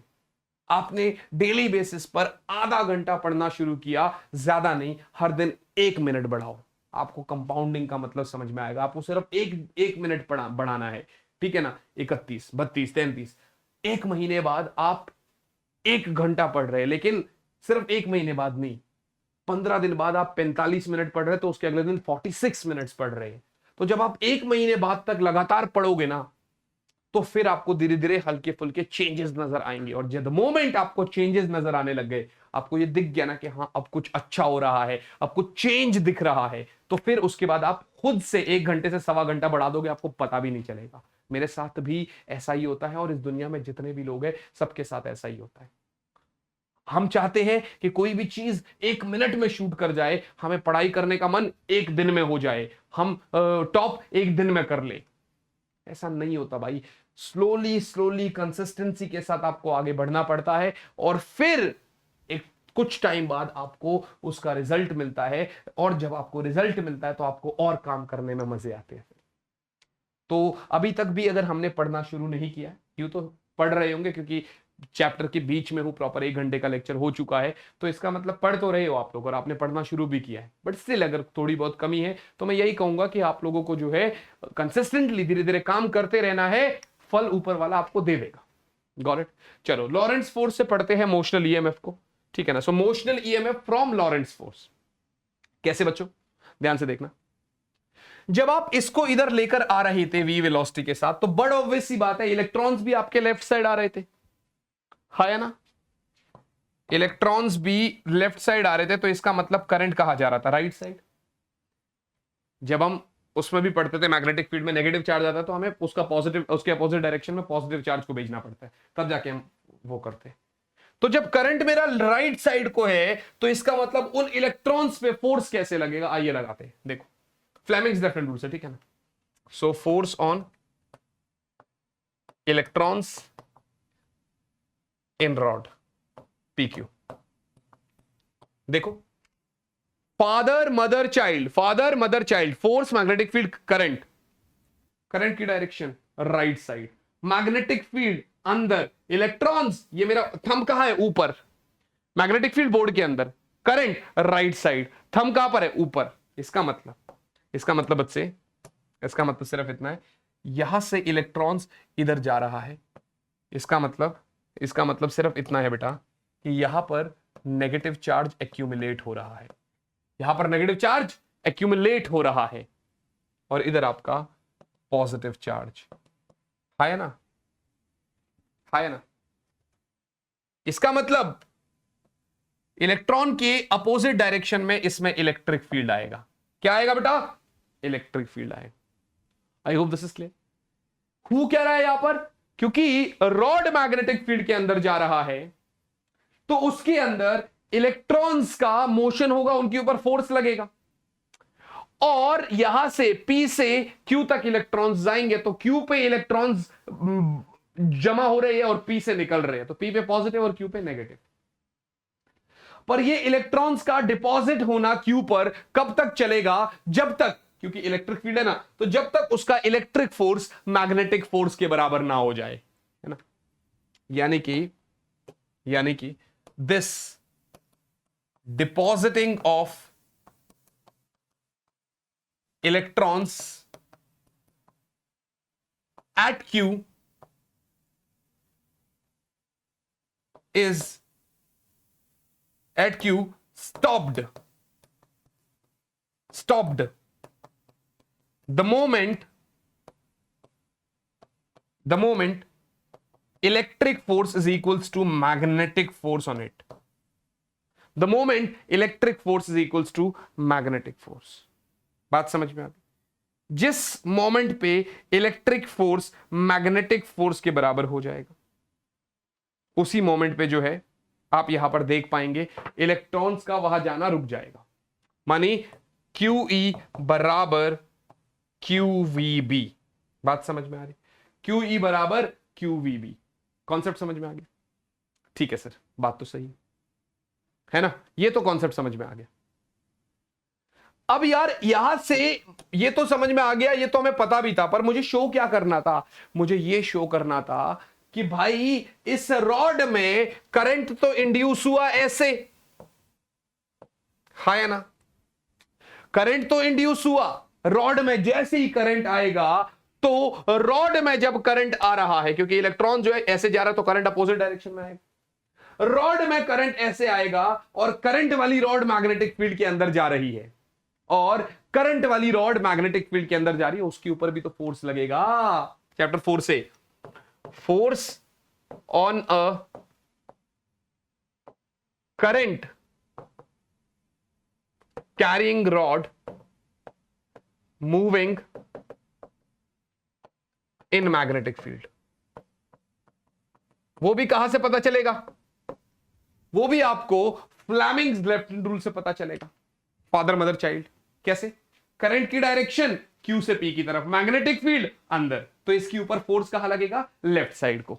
इसके ऊपर फोर्स कहां लगेगा, कौन सा फोर्स, ये रॉड है PQ, इसके ऊपर इस डायरेक्शन में मैग्नेटिक फोर्स लग रहा है। कितना, कितना बेटा,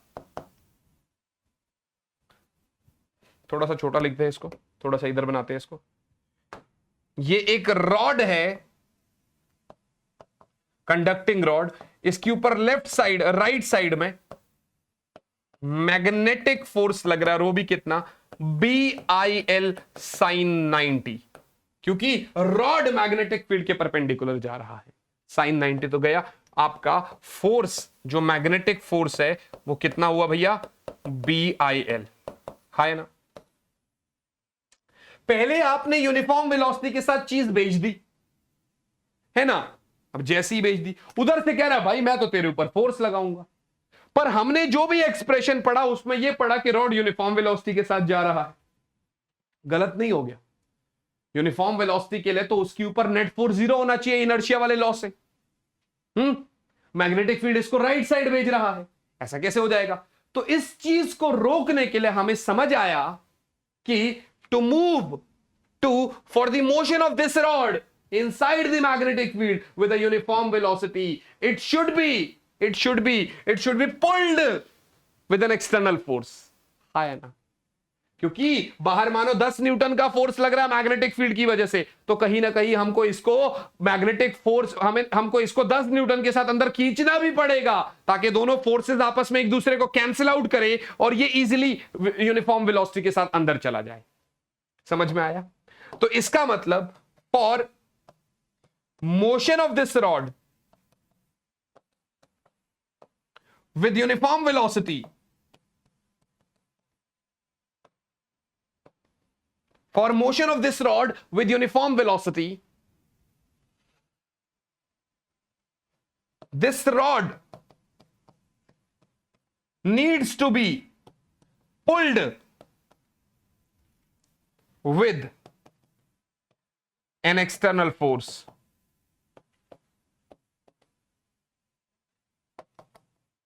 पुल्ड भी मतलब अंदर की तरफ को, और वो एक्सटर्नल फोर्स भी कितना होना चाहिए, उतना ही जितना मैग्नेटिक फोर्स था, मानी BIL, बात समझ में आ रही है? मानी BIL। थोड़ा इसको छोटा करते हैं, लिखो आप इसको, थोड़ा सा और एक दो चीजें लिखनी है इसमें, ठीक है, मानी BIL। आपने कहा सर ठीक है, ये बात समझ में आ गई। इसी फोर्स को मैं क्या लिख सकता हूं, B। देखो यहां पर जो आपने पढ़ा था ना EMF BLV, तो करंट इंड्यूस भी तो पढ़ सकता हूं क्या, EMF बाय R लिख लेना, ऐड कर लेना, BLV बाय R। अरे भैया I is equals to V by R, V is equals to IR Ohm's law से। तो आप क्या लिख सकते हो कि sir I induced is equals to E induced by R, मानी BLV बाय R, मानी BLV बाय R। आई बात समझ? I induced is BLV by R। Got it बच्चों, गॉट इट बेटा, बात समझ में आ गई, क्लियर है? सही है सर, बात तो आपकी सही है सर, बात तो आपकी सही है सर। तो कहानी समझ में आ रही है। तो ये क्या होगा B, और ये क्या है I, क्या है BLV by R, और ये L है। तो ये आपका F एक्सटर्नल जिसके साथ आपने खींचा वो हुआ B square L square V by R। समझ में आया? B square L square V by R। आप फोर्स भी लगा रहे हैं और वेलोसिटी भी है, तो power delivered to the rod भी होगा। Power delivered to the rod आपको पता होना चाहिए, पावर डिलीवर्ड, स्पेलिंग देख लेना यार डिलीवर्ड की, डिलीवरी होता है ना DE, हाँ ठीक है। So power delivered to the rod, power delivered to the rod कितना होगा भाई, FV। FV वैसे F डॉट V होता है, F डॉट V होता है, बट फोर्स और वेलोसिटी सेम डायरेक्शन में, तो FV cos theta. So power is F मनी B square L square V by R into V, यानी power is B square L square V square by R। आया ना? इतना power आपने rod को दिया, क्योंकि रॉड में करंट पास हो रहा है समय अनुसार, तो इसमें हीट यानी पावर लॉस भी तो होगा।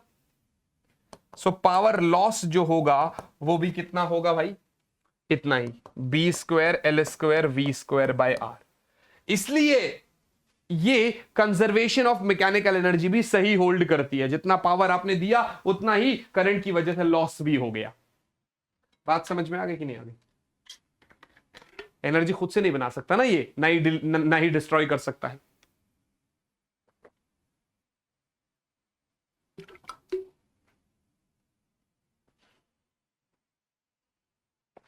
Got it guys? नोट कर लो एक बार।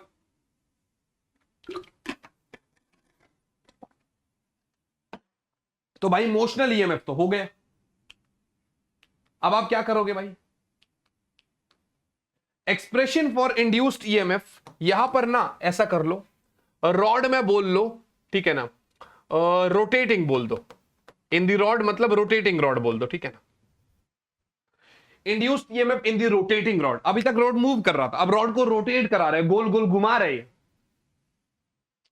For rotating the rod. तो आप क्या करेंगे यहां पर? ये एक रॉड है बेटा, सर्कल जिस जिस सर्कल में घूम रहा है उसके रेडियस के बराबर का लेंथ है इसका, जिस सर्कल में घूम रहा है उसके रेडियस के बराबर के लेंथ का है, और मैग्नेटिक फील्ड के अंदर घूम रहा है।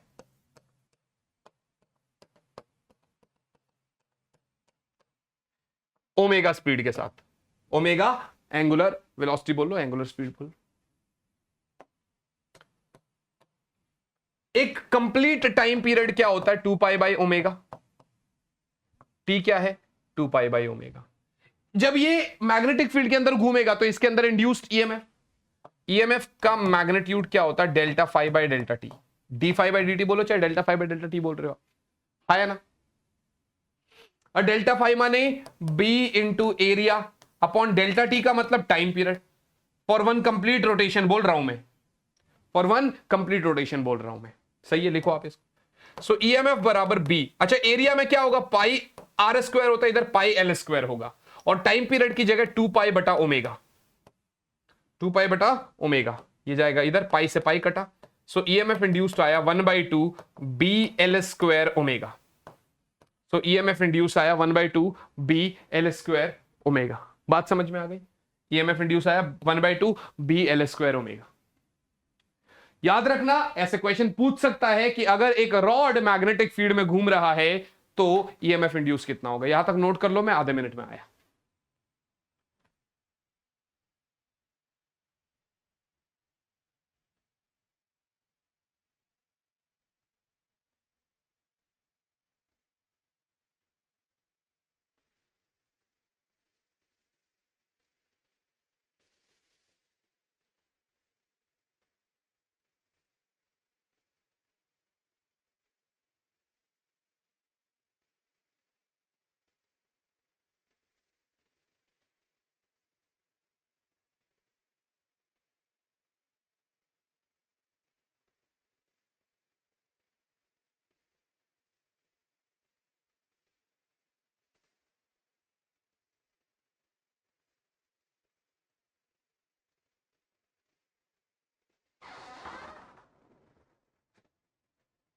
सो I hope this is done with you guys, है ना। अब हमारे पास ज्यादा टॉपिक्स नहीं बचे, क्योंकि आप कह रहे होंगे सर आपने कहा था कि चैप्टर जो है खत्म हो जाएगा। अब हमारे पास एक सेल्फ इंडक्टेंस बच गया और एक म्यूचुअल इंडक्शन बच गया, ठीक है ना। एडी करंट्स हमारा वैसे भी डिलीटेड है। कुछ क्वेश्चंस है मेरे पास, बट ये आपको जब स्लाइड मिल जाएगी तब मिल जाएंगे आपको। आई डोंट फील कि हम क्वेश्चंस करेंगे यहाँ पर, पहले पूरे चैप्टर को अच्छे से समझ लेते हैं ना। क्वेश्चंस के साथ तो ये भी 3.5-4 घंटे का वन शॉट बन ही जाता। खैर, self inductance of a long solenoid, एक बड़ा सोलेनॉइड है उसका सेल्फ इंडक्टेंस कितना होगा। पर उससे पहले सेल्फ इंडक्टेंस तो जानो, उससे पहले सेल्फ इंडक्टेंस के बारे में तो जानो। सेल्फ इंडक्टेंस होता क्या है?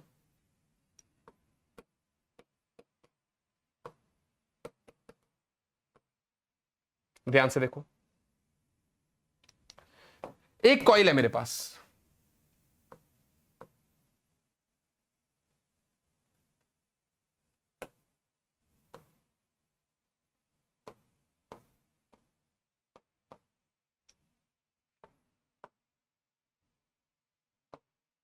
ये दो कंडीशंस है, मतलब दो कॉइल एक साथ नहीं रखी, दो कंडीशंस है, अभी बताऊंगा कैसे।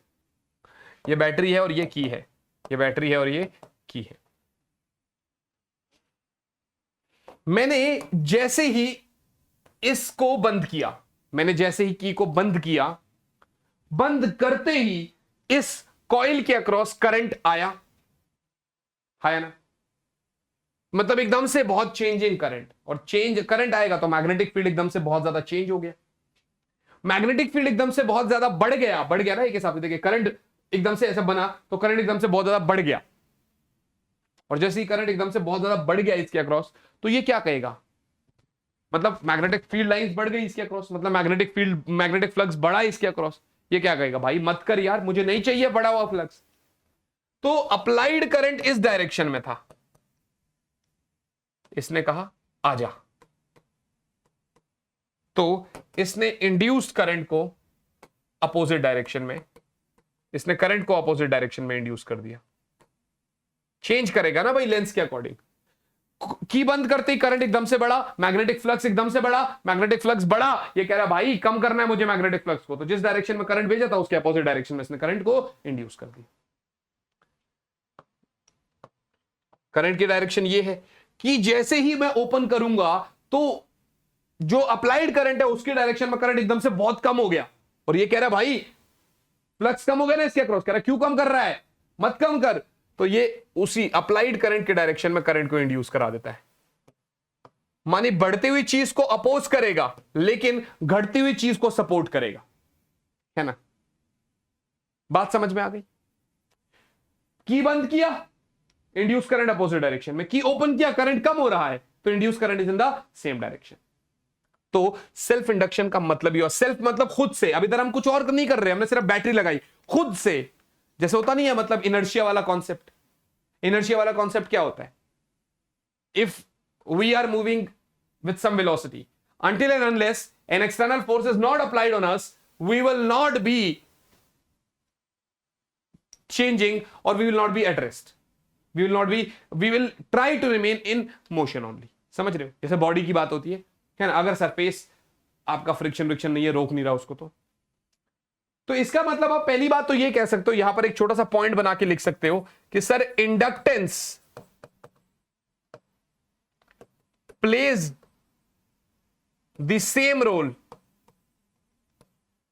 As of inertia in mechanics.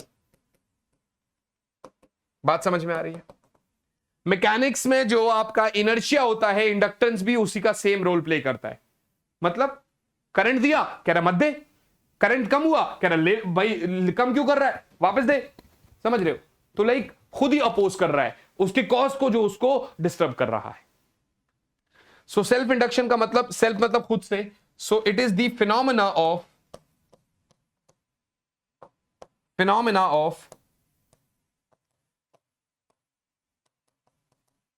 it is the phenomena of production of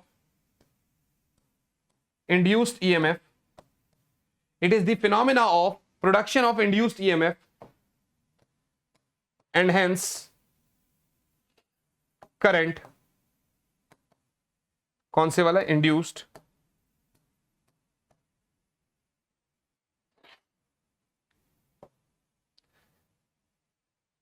as long as the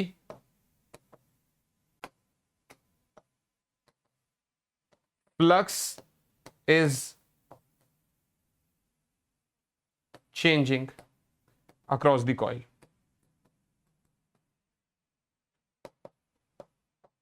यहां पर जो current, and hence current induced in coil लिख लेना यहां पर, as long as the flux is changing across the coil. बात समझ में आ रही।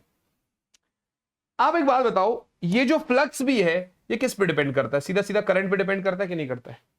Flux is directly proportional to current, current कम हुआ तो फ्लक्स कम हुआ, करंट बढ़ा तो फ्लक्स बढ़ा, तो फ्लक्स बराबर यहां पर आया LI।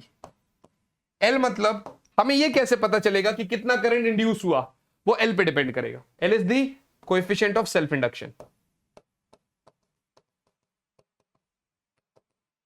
L is the coefficient of self induction, self induction का कोएफिशिएंट है बेटा। L is the coefficient of self induction. बात समझ में आ रही है? So L is the coefficient of self induction. है ना? यूनिट देखेंगे अभी, और देखो पहले ईएमएफ क्या होता है? Minus D phi by D T, मनी minus D by D T of L I, L तो बाहर आ जाएगा, therefore induced EMF is minus L D I by D T, यानी इंड्यूस्ड ईएमएफ और का एक और फॉर्मूला क्या आ गया? Minus L D I by D T. Induced EMF का एक और क्या फॉर्मूला आ गया बच्चे? Minus L D I by D T. I hope this is very very clear to you all बच्चे।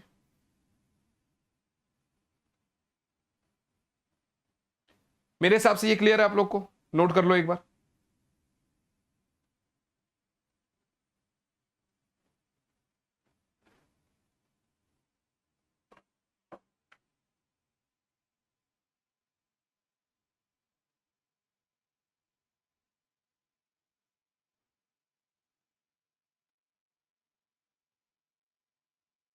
चलते हैं फिर आगे।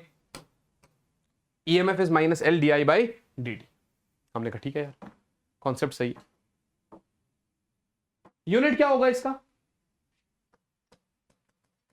Unit of L is Henry. H, H बोले तो हेनरी, एच बोले तो हेनरी। और देखा देखी तो एल क्या आ रहा है? E upon D I by D T, या यू कह दो E D T by D I. E का मतलब वोल्ट सेकंड पर एम्पेयर।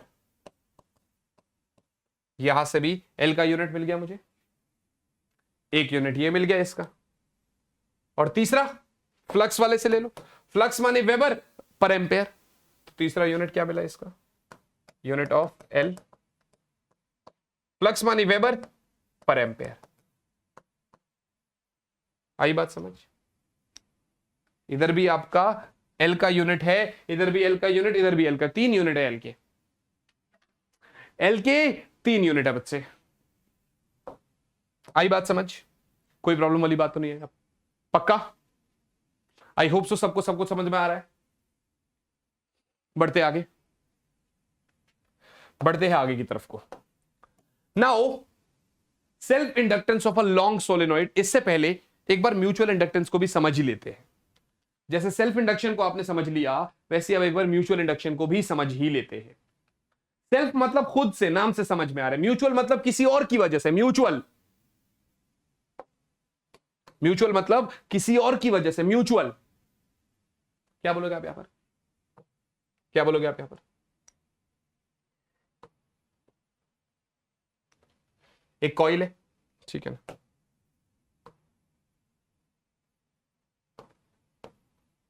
की है, बैटरी है, की है, रियोस्टेट है। एक दूसरी कॉइल है, गैल्वेनोमीटर है, ठीक है ना, ऐसे करके। बात समझ में आ रही?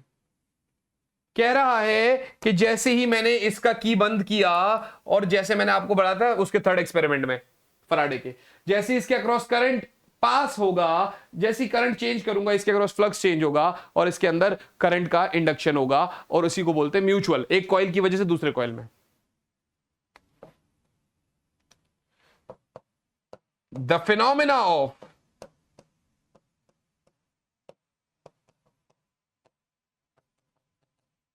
production of induced EMF, the phenomena of production of induced EMF, and hence the phenomena of production of induced EMF, and hence induced current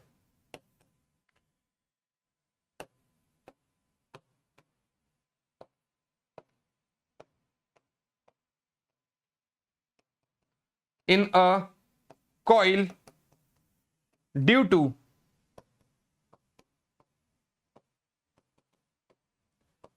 changing current in a neighboring coil.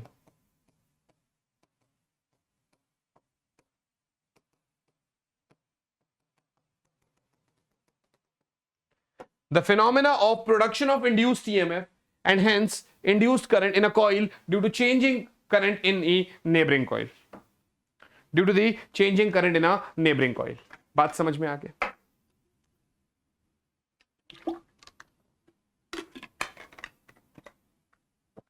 यहां पर भी तो यही है, जो फ्लक्स है वो किस पे डिपेंड कर रहा है भाई? करंट पे। तो फ्लक्स हो गया एम आई, ई होता है minus D five by D T, इसका मतलब ई हो गया minus M D I by D T.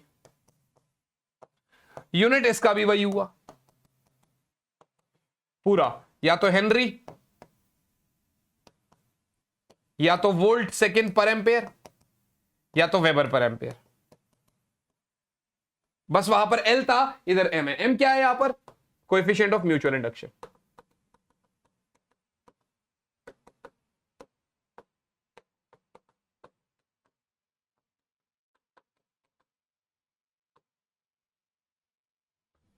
M क्या है यहां पर? Coefficient of mutual induction. बोलो भैया, आई बात समझ? आ रही है बात समझ? बात समझ आ रही है तो बोलो।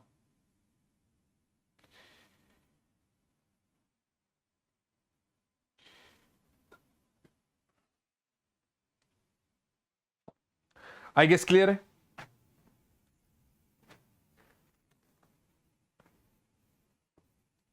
आई गेस क्लियर है बहुत अच्छे से?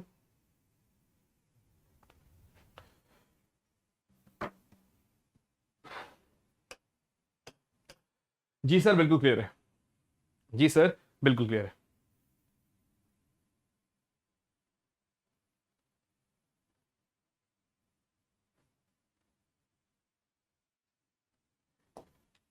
Self inductance of a long solenoid, एक बड़ा सोलेनोइड है और उसका सेल्फ इंडक्टेंस चाहिए अपने को। एक बड़ा सोलेनोइड है और उसका सेल्फ इंडक्टेंस चाहिए। कैसे करेंगे?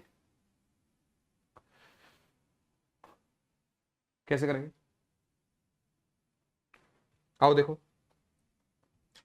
आओ देखो।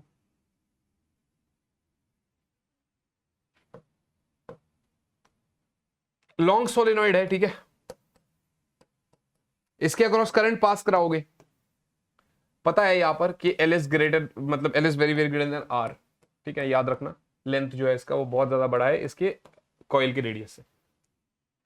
आपको पता है कि जब हम इसके अंदर करंट पास कराएंगे भैया, तो इसके अंदर मैग्नेटिक फील्ड आएगा ड्यू टू आई, लाइक ऐसा लिखो, as current passes across a solenoid, as current passes across a solenoid, जैसे ही solenoid के across current pass कराएंगे, as current passes across a solenoid,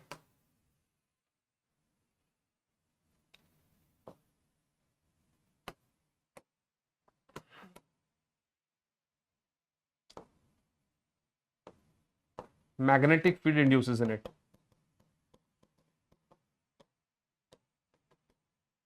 है ना? या मैग्नेटिक फील्ड प्रोड्यूसेस बोल सकते हो। कितना? Mu not N I, where N is the number of turns per unit length, where small N is the number of turns per unit length. ये किसके लिए है? एक टर्न के लिए। This is for one turn. है ना? है ना? तो फ्लक्स कितना होगा भैया? फ्लक्स कितना होगा? B इंटू ए, है ना? फ्लक्स कितना होगा?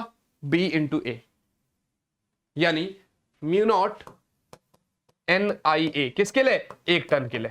किसके लिए? For one turn. So for n turns flux should be n times. अगर मैंने n टर्न्स बोला so flux should be n times this mu not N I. और आपको पता है कि n, कैपिटल N क्या हो जाएगा? n into L. कैपिटल N is what? Small n into L. तो फ्लक्स क्या हो गया? Mu not N I A into small n by L, यानी flux is mu not N square I A by L. बात समझ में आ रही है? Mu not N square I A by L. Mu not N square I A by L. कुछ गड़बड़ तो नहीं करी ना मैंने? पक्का? हाँ sorry, not by L, into L. By L नहीं, इंटू एल। बाय एल नहीं होगा, इंटू एल होगा, है ना। So flux is mu not N square I A into L, है ना, क्योंकि ये एन एल है ना, small N is capital N is N L, गड़बड़ कर दी थी यहां पर।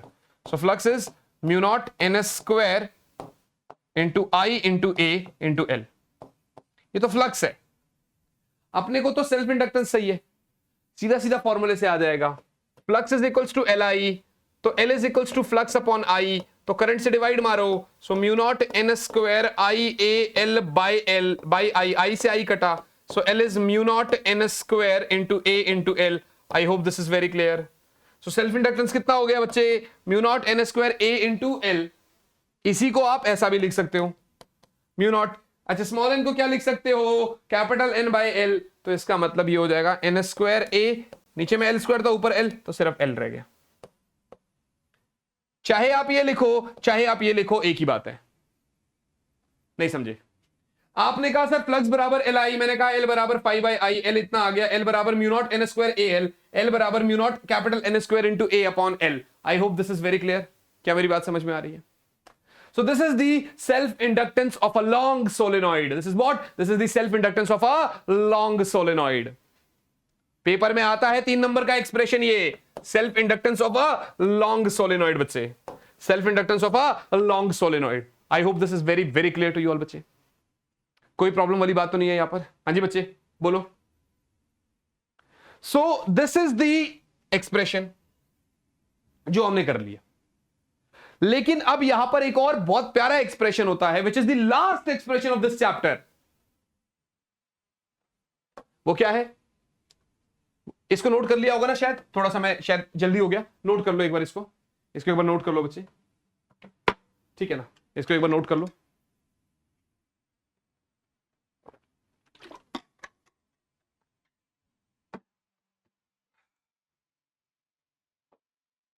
तो अब बात आती है बच्चे mutual inductance of 2 long solenoids. भाई आपने एक लॉन्ग सोलेनॉइड का तो सेल्फ कर लिया, self inductance of a long solenoid, लेकिन अगर 2 लॉन्ग सोलेनॉइड्स है तो उनका म्यूचुअल इंडक्टेंस क्या होगा वो तो ध्यान रखना पड़ेगा ना हमें। लेकिन अगर 2 लॉन्ग सोलेनॉइड्स है तो उनका म्यूचुअल इंडक्टेंस क्या होगा?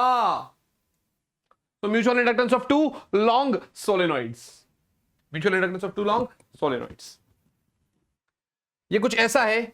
अच्छा इधर एक और चीज यहां पर लिख लेना भाई, इधर एक और चीज लिख लेना आप लोग। क्या आपने कहा? सर एल बराबर mu not N square A by L, सही है, या फिर mu not N square A into L, यही तो पढ़ा आपने, यही तो लिखा आपने। या तो mu not N square A by L, या फिर mu not into small N square into A into L, ये चीज आपने पढ़ लिया यहां पर, आई होप सो।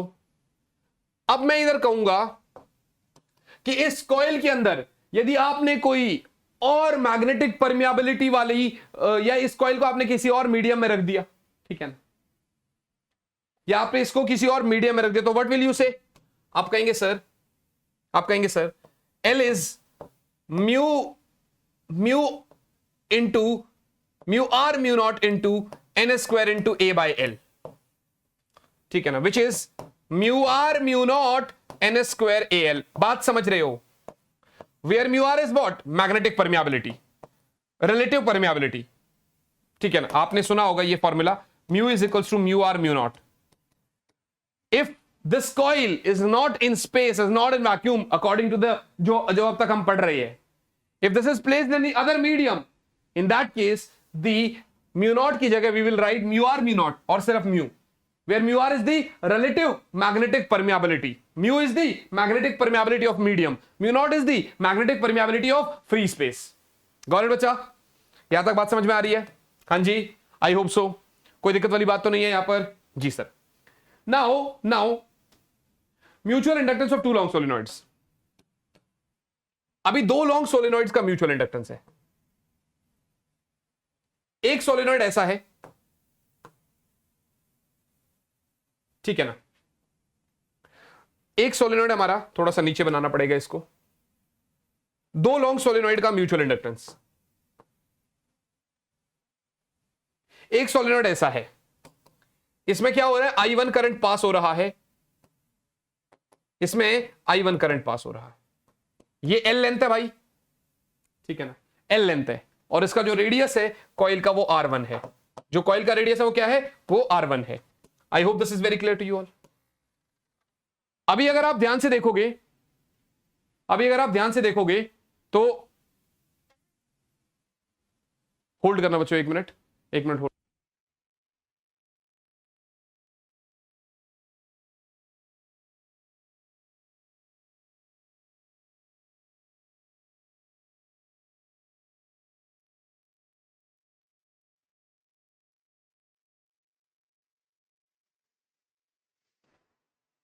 हाँ जी बच्चों, तो ये समझ में आ गया आपको, सॉरी फॉर द डिस्टर्बेंस। हाँ, तो अब एक सोलिनॉइड तो ये है और एक सोलिनॉइड ऐसा है,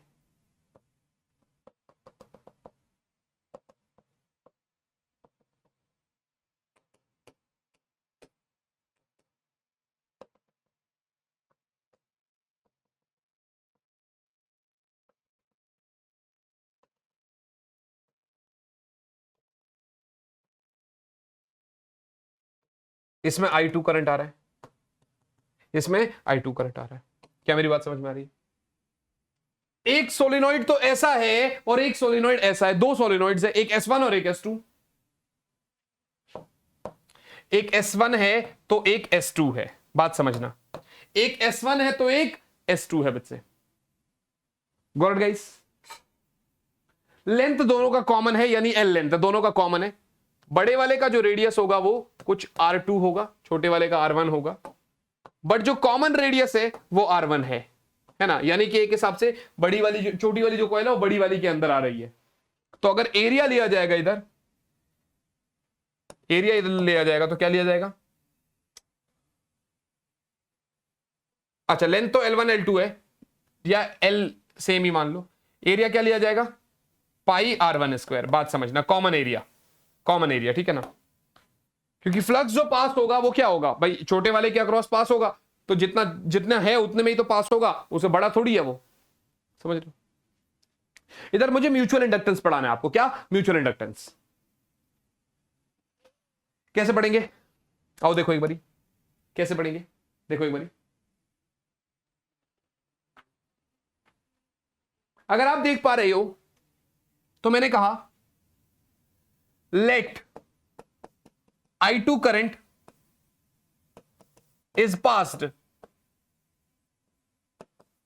through solenoid S2। अब यदि उसमें I2 करंट पास कराओगे तो उसमें मैग्नेटिक फील्ड भी तो होगा, कितना, mu not into N2 into I2। सही है बच्चे। आपने S2 वाले सोलेनॉइड में I2 करंट पास कराया तो बड़ी सिंपल सी बात है कि उसके अंदर मैग्नेटिक फील्ड भी होगा, कितना, म्यू नॉट N2 I2। क्योंकि यहां पर आप लिखेंगे sir N1 is the number of turns of, वैसे समझ में आ ही गया ना आपको यार, N1 क्या है, number of turns of solenoid S1, N2 is the number of turns of solenoid S2 बच्चे, बात समझ में। सो B2 is mu nought N2 I2। I hope this is clear. B2 is mu nought N2 I2, got it. तो क्योंकि उस वाले magnetic field की वजह से, इस वाले के अक्रॉस कुछ फ्लक्स होगा, so flux in 1 due to 2। ये क्या है, flux in 1 due to 2, second magnetic field की वजह से पहले वाले के अक्रॉस फ्लक्स कितना होगा, B2 इंटू A है ना, यानी mu nought N2 I2 into A, ये तो फ्लक्स हो गया। अब एक्चुअली क्या है, इस वाले में फ्लक्स भी है और करंट भी, इस वाले में फ्लक्स भी है और करंट भी पास हो रहा है। तो आप क्या करोगे इस केस में, आप कहेंगे sir mutual inductance in 1 due to 2 is flux और उसका खुद के करंट की वजह से अपॉन I1, क्योंकि phi is equal to MI होता है। So mu nought N2 I2 into A by I1 by I2, sorry मैंने I1 क्यों लिख दिया, I2 है ना, बाई I2। लेकिन ये तो एक टन के लिए है ना, तो N1 मल्टीप्लाई होगा for N number of turn. इधर भी कर लो N1 मल्टीप्लाई, इधर भी कर लो N1 मल्टीप्लाई। I2 से I2 कट गया तो आप क्या लिख सकते हो यहां से M12 इज बेसिकली, क्योंकि आप किसके लिए देख रहे हो, पहले वाले टर्म्स के लिए देख रहे हो, इसे N1 मल्टीप्लाई किया, आप क्या कहोगे इधर म्यू नॉट N2 A, और ये जो क्या N1 है भाई, देखो स्मॉल n क्या है, number of turns per unit length, तो N1 क्या हुआ N1L, और N2 क्या हुआ N2L, तो N1 की जगह क्या लिख दूंगा मैं N1L, तो आपका म्यूचुअल इंडक्शन क्या आया mu not N1 N2 A into L, या फिर M12 is equals to mu not N1 N2 into A by L, अगर आपने स्मॉल n1 की जगह N1 बाय L लिखा और इधर भी N1 बाय L लिखा, मतलब N2 बाय L लिखा, बात समझ में आ गई, चाहे ये आपकी मर्जी है, चाहे आपका नीचे वाला चाहे ऊपर वाला, कॉन्सेप्ट समझ में आ रहा है मैं क्या बोल रहा हूं, चीजें दिमाग में घुस रही है, मतलब हुआ क्या, इस सोलेनॉइड B2 वाले सोलेनॉइड के अक्रॉस हमने कुछ मैग्नेटिक फील्ड, मतलब कुछ करंट पास कराया, मैग्नेटिक फील्ड उसके अंदर आया, उस मैग्नेटिक फील्ड की वजह से पहले वाले में कुछ फ्लक्स हुआ होगा 512 which is B2 into A, which is B2 into A, so 512 is mu naught N2 I2 into A, 5 is mu naught N2 I2 into A, for n number turns तो N1 मल्टीप्लाई कर दिया, ये आपका ऐसे हो गया, so mu naught N1 N2 into A into L, mu naught N1 into A by L, mu naught N1 N2 into A by L, this is M1 N2, this is M12, है ना बच्चे, बात समझ में आ रही है,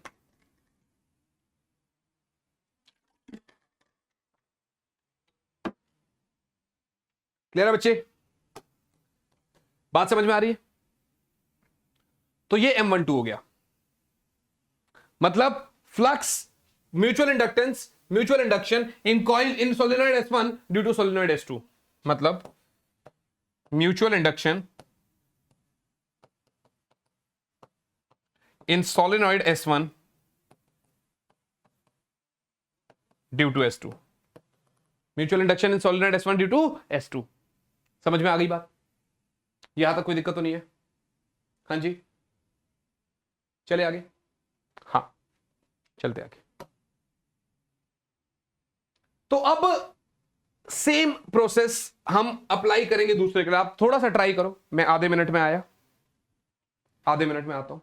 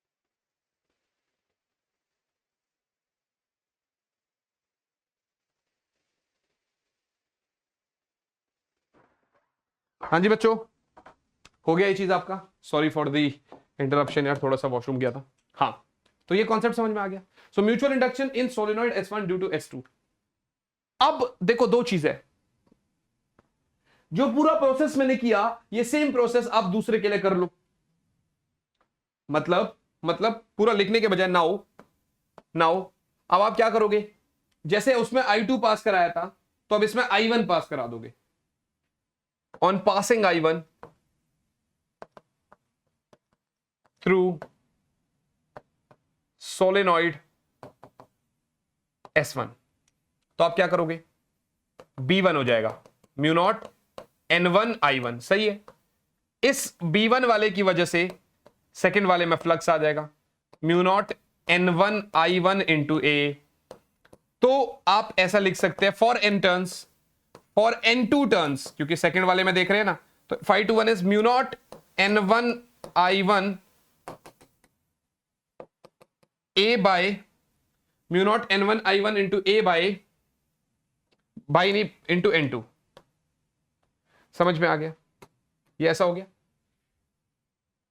जिसको आप लिख सकते हो म्यू नॉट N1 इंटू ए, या I1 लिखो, into A into N1L, N1 by L, हाँ N2 is N1L, N2L, sorry N2L। So 5 to 1 क्या हो जाएगा, mu not N1 N2 into A into I1 into A into L, ये तो 5 to 1 हो गया। उसी तरीके से आपका म्यूचुअल इंडक्टेंस, ये क्या था 1-2 था, ये क्या था 1-2 था, ये क्या होगा सेकंड वाले में फर्स्ट वाले की वजह से क्या होगा 5 to 1 बाय करंट I1, यानी mu not N1 N2 I1 AL bye I1 से I1 कटा, तो आपने लिखा M21 बराबर mu not N1 N2 into A into L, या तो ऐसा लिखो या फिर ऐसा लिखो M21 is equals to mu not N1 N2 into A by L। बात समझ में आ गया? I hope this is very clear to you all. Concept समझ में आ रहा है मैं क्या बोल रहा हूं? सो M21 क्या हो गया भैया, mu not N1 N2 A by L, right है जी, कोई प्रॉब्लम वाली बात तो नहीं है। सिमिलर है, चाहे आपने देखा M12 चाहे आपने M21, भाई आपने चाहे M12 लिखा चाहे M21 लिखा, फर्क नहीं पड़ा, किसको प्राइमरी बोल रहे हो किसको सेकेंडरी बोल रहे हो, कोई फर्क नहीं पड़ा। Mu not N1 N2 A by L, mu not N1 N2 A by L, या फिर mu not N1 N2 into A into L। इधर भी वही हो जाएगा क्या, इधर भी वही हो जाएगा फॉर मीडियम M12 बोलो चाहे M21 बोलो, क्या हो जाएगा mu R mu not N1 N2 A by L, या फिर mu R mu not N1 N2 AL। बात समझ में आ रही है? इसका मतलब एक तो नंबर ऑफ टर्न्स पे डिपेंड कर रहा है, एरिया पे डिपेंड कर रहा है, और दूसरा आपका मैग्नेटिक परमेबिलिटी पर भी डिपेंड कर रहा है। बात समझ में आ रही है? तो यहां पर क्या होता है ना, यहां पर क्या होता है बच्चे, अगर मान लो ऐसे रखा हुआ ये, ऐसे ऐसे, ठीक है ना, ऐसा वाउंड किया हुआ है, तो फ्लक्स का मैक्सिमम पास हो रहा है, इसका मतलब M इज मैक्सिमम, यानी म्यूचुअल इंडक्शन क्या होगा, मैक्सिमम होगा। लेकिन अगर ऐसे रखा हुआ है तो यहां पर म्यूचुअल इंडक्शन मिनिमम होगा, तो यहां पर म्यूचुअल इंडक्शन मिनिमम होगा बेटा। यदि ऐसे रखा हुआ है तो मैक्सिमम, ऐसे रखा हुआ है तो मिनिमम। अब इस मिनिमम और मैक्सिमम को बताने के लिए यहां पर एक वर्ड, एक टर्म आया है, that is coefficient of coupling, that is coefficient of coupling. के से डिनोट करेंगे हम इसको। कोएफिशिएंट ऑफ कपलिंग क्या होता है, M by under root L1 L2। Self क्या है, म्यूचुअल क्या है, अब K लाइज बिटवीन 0 एंड 1। 0 है तो बिल्कुल ही नहीं है, 1 है तो मैक्सिमम है, और अगर कुछ लॉस हो रहा है तो इसका मतलब आपका 0 और 1 के बीच में होगा। यानी अगर मैंने परपेंडिकुलर इस तरीके से रख दिया कि भाई एक कॉइल ऐसा है मेरा और एक कॉइल ऐसा है, तो इसका इसके अक्रॉस चेंज पास ही नहीं हो रहा, तो फ्लक्स 0 हो जाएगा, है ना, तो म्यूचुअल इंडक्टेंस 0 है ना। तो K is M by root L1 L2। कभी कभार म्यूचुअल इंडक्टेंस K के टर्म्स में पूछेगा, तो K under root L1 L2, K under root L1 L2। बात समझ में आ रही कि नहीं आ रही? ठीक है ना? आई hope this is very clear.